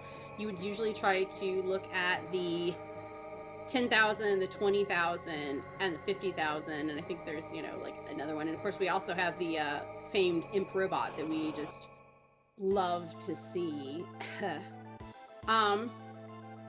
But at this point, you're really looking for the Esper. Now, in this case, because it is a glowing stone, and we are playing our game, it will show the glowing stone. So we know as we're buying these strikers left and right, they're not actually what we need. Generally, rule of thumb, I would normally have about 80,000 to work with in here, and would not be buying duplicate items. In the hopes to kind of bring the pool down to be able to try to get to our Esper. But in this case, it looks like we're just buying a whole lot. Now, granted, the strikers, if I remember correctly, actually sell for more than the 10k that they're spending on them. So, could be worse. But we're hoping that Esper is going to pop up sometime soon. There it There is. it is. Yes, what you want to see. Opposite of commentator curse?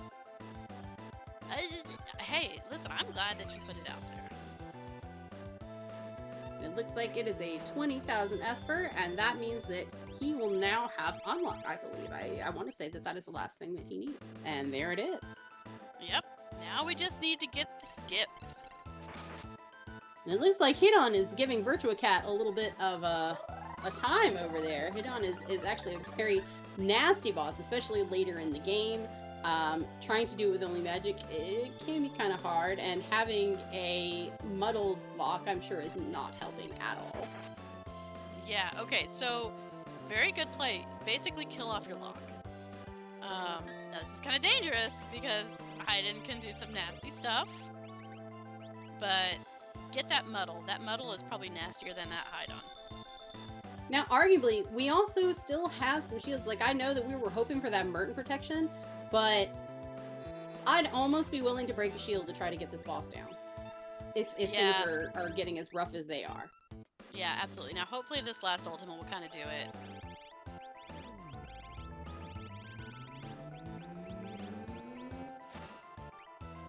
The old man is putting in the work.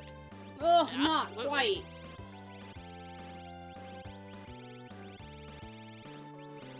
Oh, yep, break that Thunder shield. rod.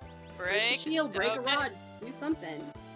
Oh, Oh, and no Making Moogle me Charm nervous. on Tony's side. Happens once a seed. Everybody forgets a Moogle Charm at least once. it is absolutely true. Yeah.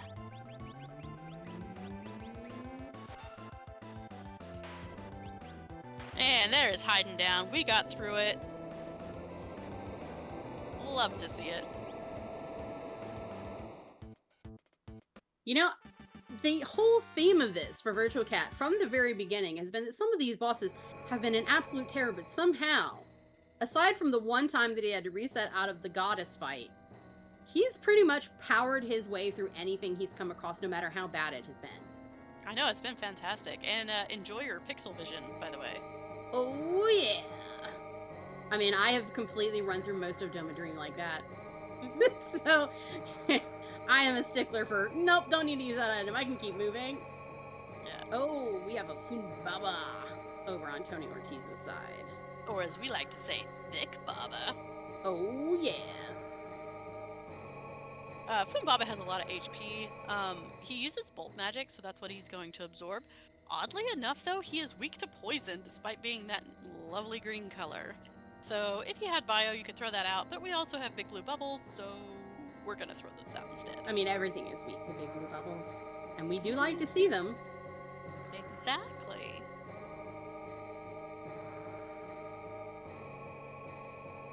Mind if I break Alright. in with another donation? Not at Absolutely. all. What have you got? All right. Harka Larka with another $12.34. No clean numbers. Do you remember So whenever we I have said... discovered who the menace is. Okay. Okay, hold on. Do you remember whenever I said that you were my favorite person, Harkalarka, because of the Nick Cave and the Bad Seeds? I now take that back. You're ruining my nice, clean numbers. But I like that you... 6, 7, 8. That's a clean number in and of itself, so fail. Now, I see that Tony Ortiz is more or less running the tower at this point. I want to make sure, again, that he is aware that we do need to have a skip for completion.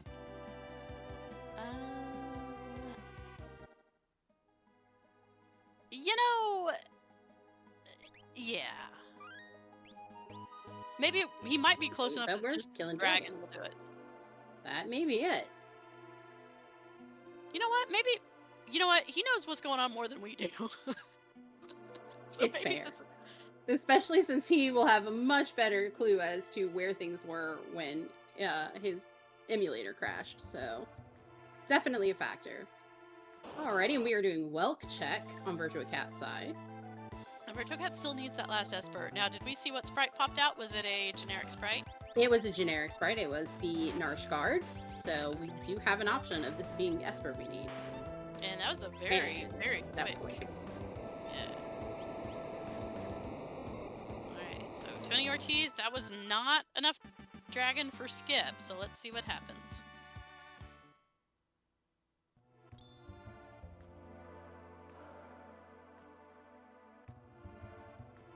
Alright, toilet atma spot. And we Sigil got- coming out with middle lane. You're right. Yep.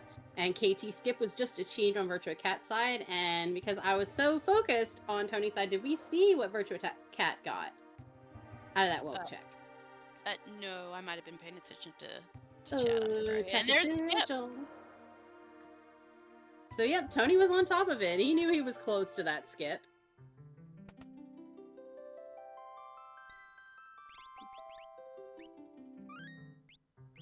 Welcome in, Taco Mage. You are here for the end of the run. And oh, Virtual Cat's looking for that offering. Just finds a Lobo instead. Is this even randomized?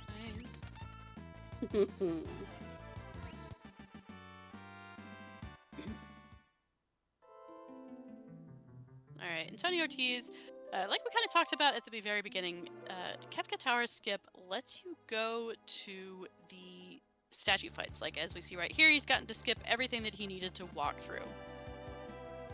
So he is now 4 bosses away from Final Kefka. And oh boy, do they have a lot of offense. I think this is going to be a really fun tower fight. I mean, arguably, we've also seen a lot of our bigger enemies too. And then I say that. What were you saying? Who rolled this? Maybe I dice? just need to be quiet today, Talia, obviously. So we have Doom. I was really hoping, okay? Obviously.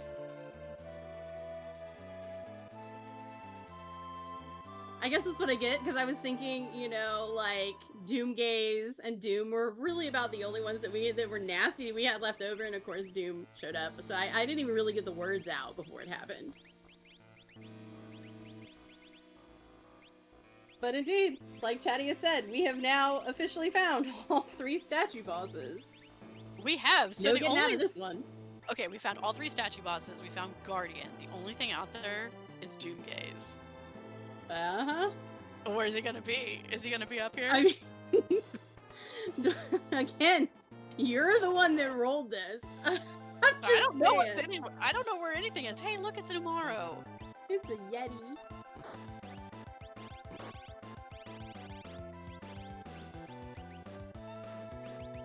Well, Get you my know dad what? in It there. looks like Doom went down pretty easily there for Tony Ortiz. So, guess it wasn't as scary as it seemed like it was gonna be. Well, you know, at these levels and what we have for offense, it really isn't. That is true. I mean, really, there's nothing that can really kill our runners unless we get just a really bad math test with Doomgaze. I mean, Inferno, Dwyer. Inferno. You know what? With this offense, I'm not even scared of that. And normally, I'm terrified of that in That's Justice true. Tower. I was about to say Scare Force in honor of Sigil as well, but it's true. With these levels and these abilities, what we have to offer, I really don't see them having much struggle at all. Yeah, no. Okay, but can I just say, like, how much fun this has actually been? This has been great.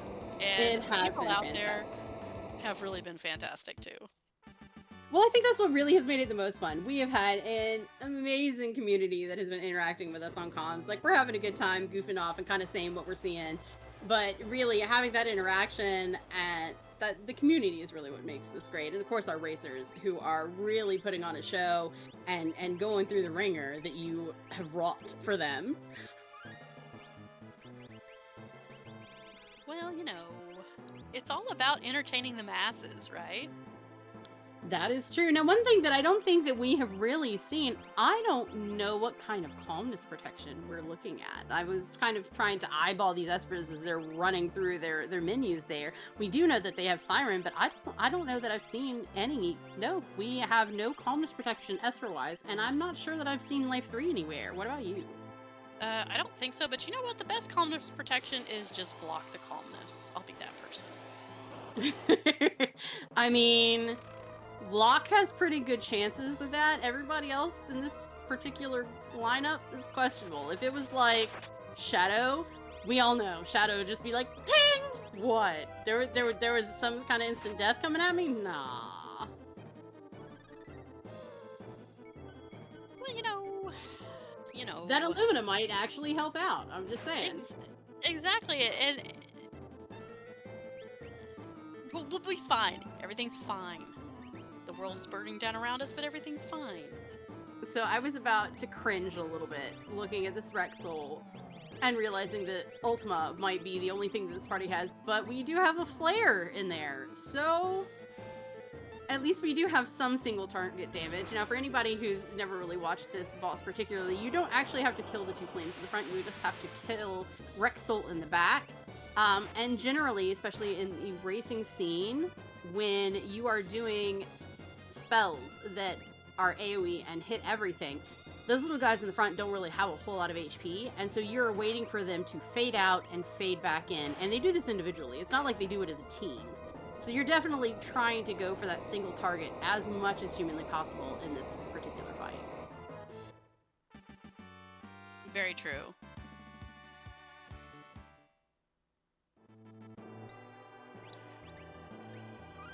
All right. So what is this? Is that 3 down? 3 of the statues down that we've now seen? Do we have That one is more left? true. We We have one do more have left. one more F5 left, I believe. Can't even speak mean- today. See? Here comes that Doomgaze, because why not? Because we have looked at Dullahan. We have seen, well, I don't know. That might actually be the fourth one there. Okay, Dullahan, Umaro. Doom. Dullahan, Umaro, Doom. Oh, Rexel. Yeah, okay. Nope, we've seen them And all. Rexel. That's all of them. Okay, so because this is about to go really fast, I think. Let's talk about Final Kefka. Of course, he's the end boss in Vanilla. He's the same end boss in the Randomizer. There's 4 tiers to it, just like in Vanilla. DLK and I are going to try really, really hard to speak really, really fast during each tier to tell you exactly what to expect and what the common strategies are. So we've been throwing around these terms like calmness protection and talking about siren and muting magic. We're about to get into this. What tier do you want to take? Do you want to take tier 1 first, or do you want me to? So we're prepared. I'll take tier 1. I'm good. I'm good with tier 1. I was really trying to think about it because, like, I know them fairly well at this point. I would hope. So, did you just tell me that I have to take the longest tier? Oh, so the option. Wasn't that the deal? Well, since you gave the option, you get to sing. Well, since you gave the option, you get to take the longest here. Oh, that's fine. I'll take that. Alrighty, so yes, as you can see, our players are getting themselves prepped up, finishing up their statues, and they're going to be going into Final Kefka here soon. So Final Kefka is four different tiers, if you will, and each of these tiers has different parts, with there only being one on the 4th tier. But the rest have multiples that do lots of different things. So once they actually hit their switches, I believe, then I'll really try to go into talking a little bit about tier 1, because I have a feeling it's going to go pretty quick. Like, I can't imagine it lasting for very long. What about you? No. I mean, Final Kefka, anything can go. There are some points where it can really go haywire. Because, randomizers are randomizers. But no, I don't think these runners are going to have too much of a problem at all. It really depends on whether they're able to be patient on certain tiers. And that's really hard to do whenever you're just like, go fast, go fast. Especially if we're taking the Yeti in the end. Like, I think both of our players at this point actually phased the Yeti out, which I'm sure is, killing glue inside. But fortunately, that will make things a lot more manageable come Final Kefka, because having that auto attack can be a bit of a detriment to your play. Yeti do Yeti things, and sometimes Yeti do I'm going to wreck it and cause horrible things to happen. So it does not look like we will be getting some Yeti shenanigans for the end here. Absolutely. So for the people out there that are alive, go buy Glue a drink. He is not okay right now. Absolutely. Alrighty, so we have now hit our switches on Tony Ortiz's side, and guys,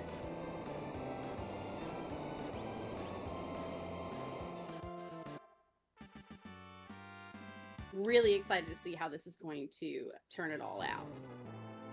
But again, so at this point, we're looking at our final Kefka fight coming up with our 4 different tiers. So I'm going to talk a bit about Tier 1, which you will see as we come up on it. Tier 1 has 3 parts. I will rename them, if you will, once it actually pops up. But we have the head, we have the short arm, and the long arm.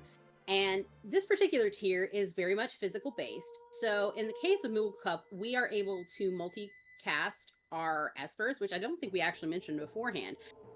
In the vanilla game and also in a lot of our other flag sets, you can only cast your espers one time, whereas in Moogle Cup, you can multicast, so you can use them over and over. And as you see here, we use Raiden. The long arm that is on the back side that's not balled up is actually susceptible to instant death, which right here, we saw only 2 misses, which means that it got that arm. Head is weak to fire. Generally, whenever you're doing this, and of course you see fire 3, so Tony knows what it's weak to. The order that you normally want to kill these in, if you do not have a float spell, is that you want to get rid of the head, you want to get rid of the long arm, and save the short arm for last, because they have death counters.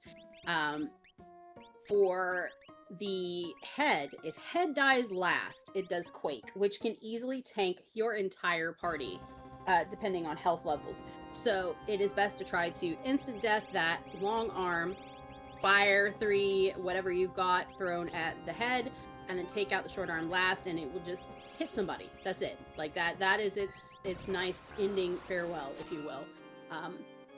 But another secret in terms of getting through this one is, again, since I mentioned that it is completely physical based, is if you have something like Golem and Fenrir, you can actually cast those and not take physical damage and pretty much just sail through this as long as you don't get quaked.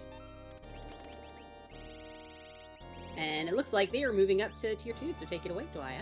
All right, and right during the screen transition, I'm going to throw out there, guys, this is your last chance to kind of get those donations in.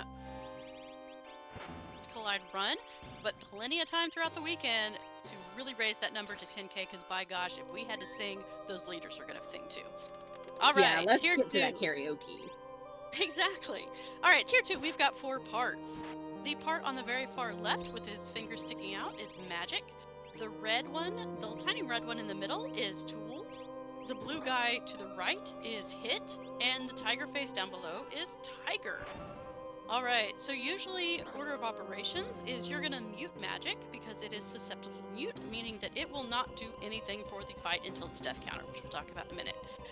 Tools, much like in Tier 1, Tools is susceptible to instant death. That is not break, so as you see, we see that Raiden coming back out, and it did hit. Hit does exactly what his name says, he just hits you really hard. And Tiger is kind of probably one of the nastier ones, so Tiger is weak to ice. He's usually the second one that you want to take out, because once you start hitting him, you want to keep hitting him until he's dead. Mainly because once he's down to about half health,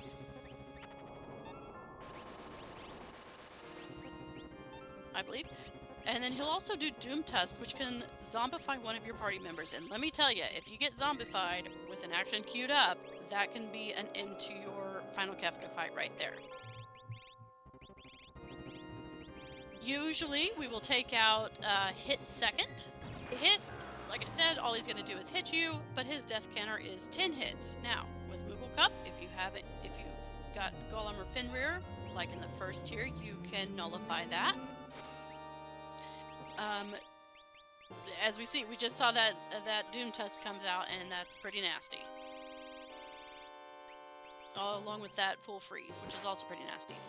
Yeah, we do not really like our zombified friends. They tend to get a little bit spicy. A little spicy. Alright, so Hit comes out with 10 hits for his death counter. The first one will always be a critical, and then just hit you for the rest of the time. Magic is usually, again, this is just common strategy, but not all the time strategy. Magic, when it dies, and it's usually the last one to die, will death counter with 1 to 2 dispels, and or a quarter, which will take all of your life down to a quarter of its total values, which can be really nasty leading up to the next tier, which we'll talk about once we get there.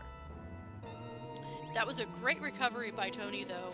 Getting rid of that zombie, getting through that full freeze, and just getting the ball rolling once again. I believe we've got Tools and Tiger down, so that just leaves Hit and Magic. While on Virtua Cat's side, it looks like...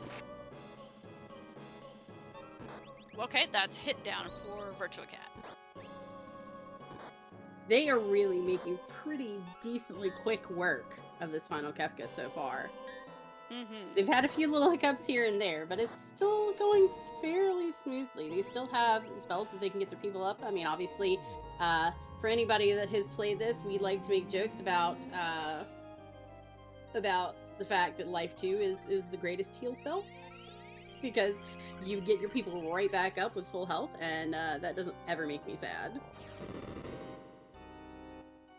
Absolutely. Alright, so Virtual Cat taking down Tools with that Genji Love VK. Mog coming out with the Ultimas.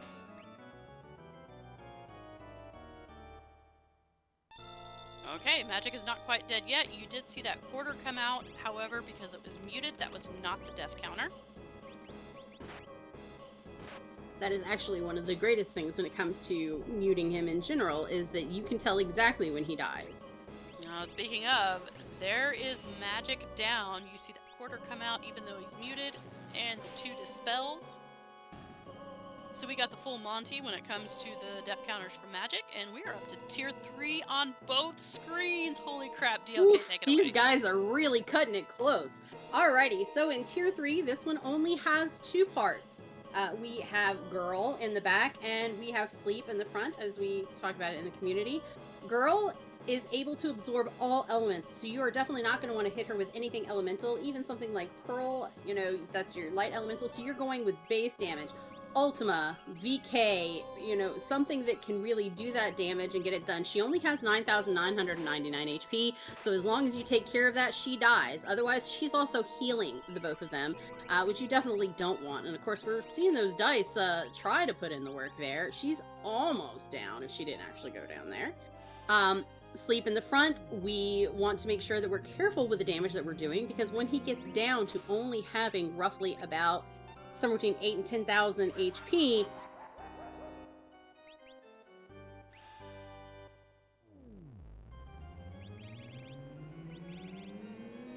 So we also mentioned calmness. When he dies, his death counter is calmness, which is technically a physical attack. So if you had Golem, or if you had like a Mirage Vest, if you had Fenrir, Life 3 also, because if it kills you, it brings you back up. These things would help you get past calmness. And speaking of, there it is. Good gracious, talking about ripping through that. Poor Locke is down, so we just lost him. But generally, you're trying to time that so that you don't wind up getting into the medio phase, and you try to get your damage past it to get him down. And really, I barely made it through trying to say that before we're going up. So now we're on to tier 4. All right. Speaking of medio phase. Yeah, never want to see that. Tier 4. All right, so we've got Final Kefka coming down out of the sky like the deranged god that he is at this point in the game.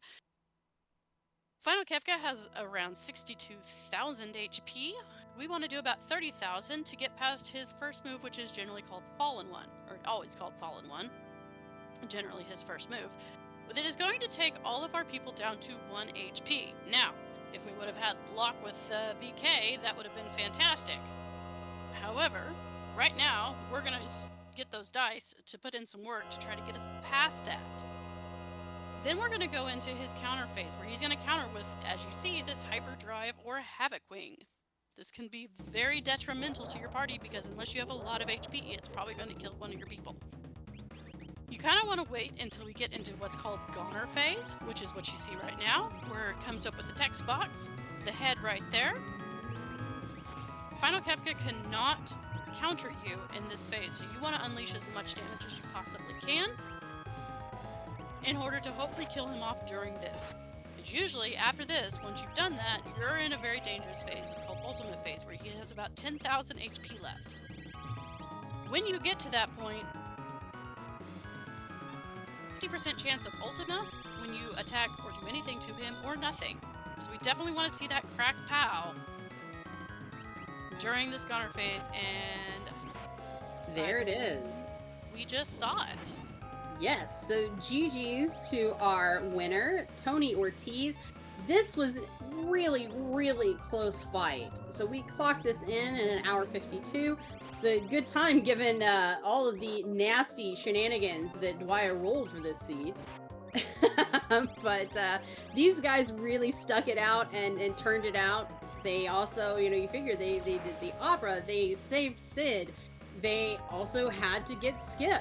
So I'd say they really were troopers and turned this out great. We did see Virtua Cat pet a couple of dogs, so we did get a little bit extra thanks to Sigil for the incentive of money for doggo pets. Obviously, this has been an absolutely fantastic race. Virtua Cat coming in with the crack pow with an official race time of 1:54.21 to Tony's 1:52.29. GG's to both. Fantastic. They So much really fun. put on a show. They kept it close. This was, nail biting right to the very end to see who was going to make it. They did fantastic. Congratulations to both of our racers. Well done. For sure. And thank you again to everybody out there in chat, all the donations that have come through while we were running this. DLK, this has been a fantastic time. It's been so much fun. This is why I Absolutely. love It's doing always a pleasure when I get to do comms with you, really. Yeah, I can't Of hear. course. I can't.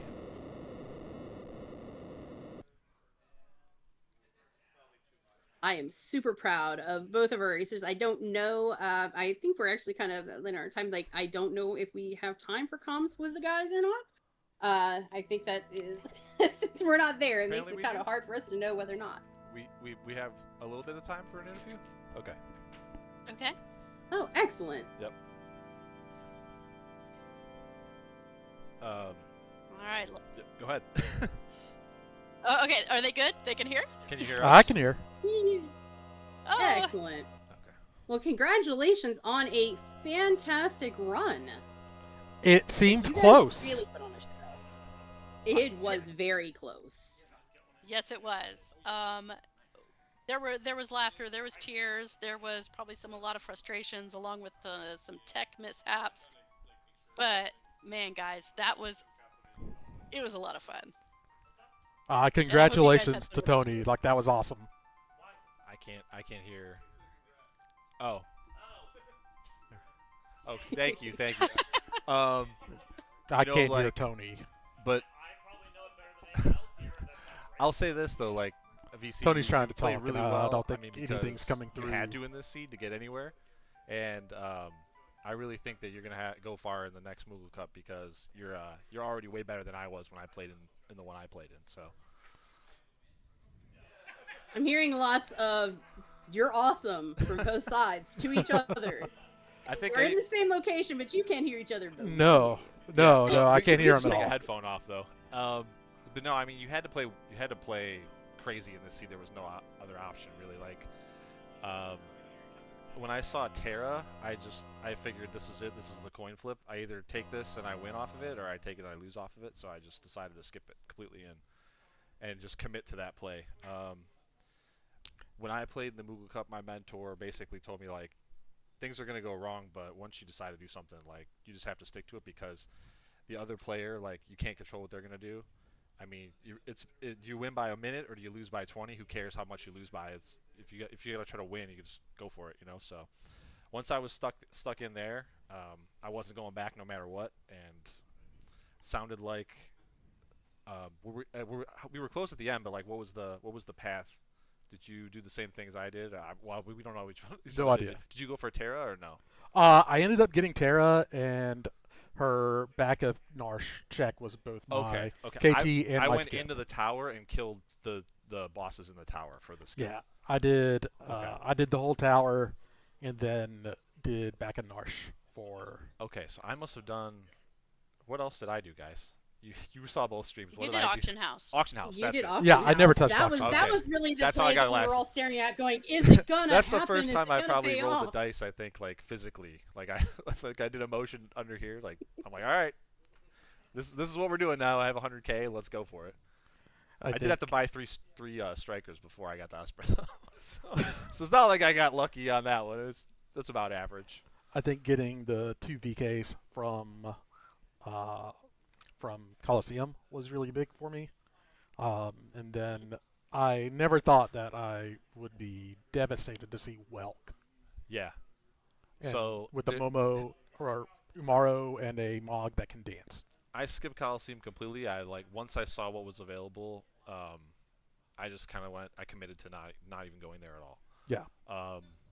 And then basically there were a lot of fights where I just had Umaro with. Well, in the beginning I had Umaro with dice, and I just put the controller down basically, and you know that's what happened.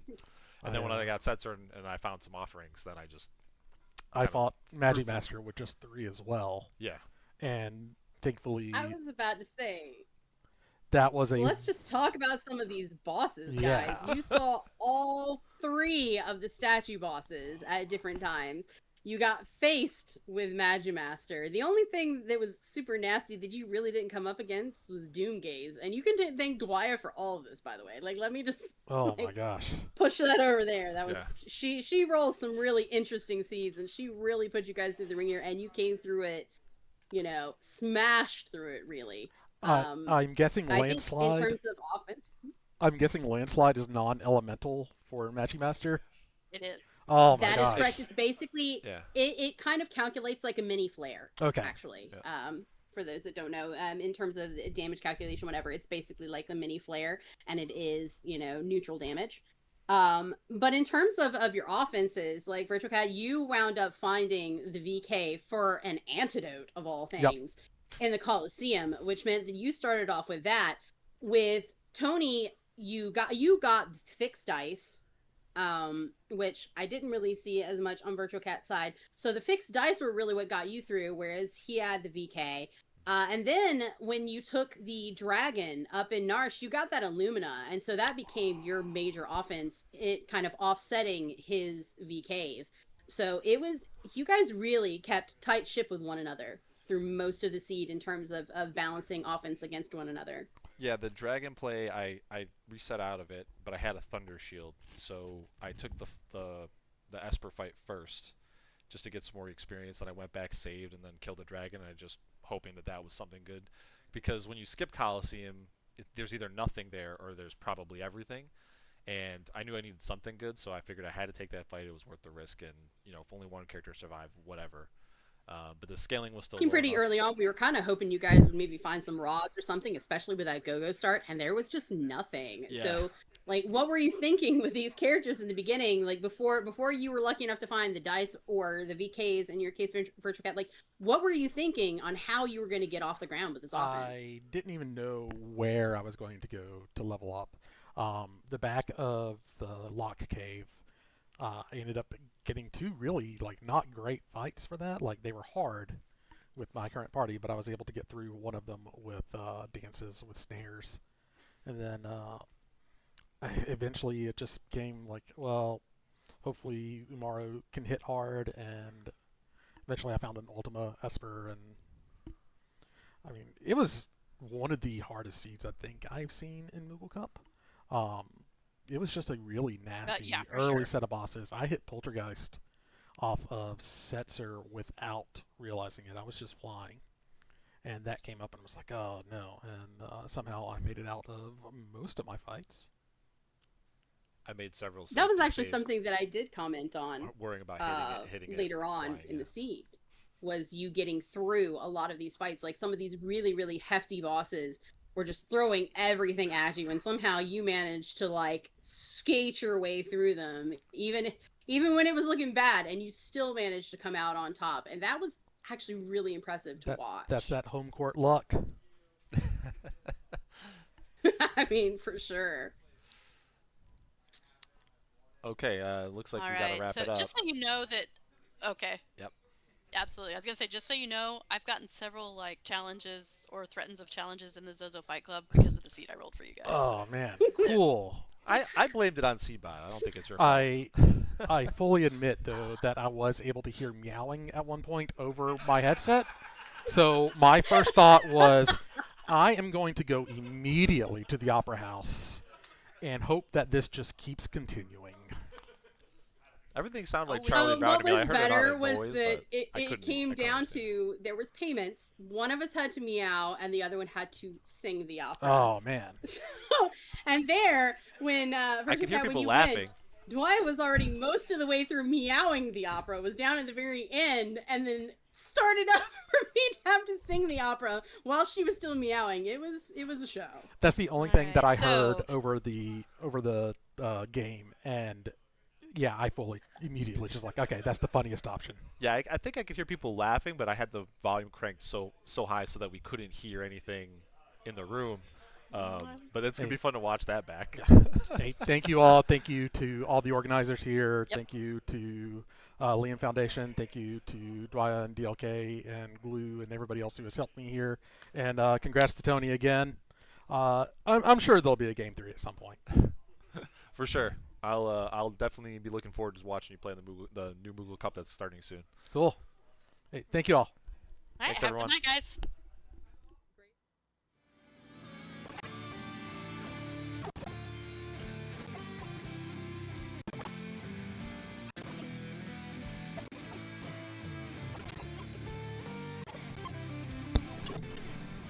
Thank you, Tony Ortiz and Virtua Cat, for a really great Worlds Collide race. And thank you for all the donations. We just had some more coming in. We got a $60 donation from Sigil. Says, yay, doggos! Coming up very soon will be Castlevania 2 Simon's Quest Randomizer Relay.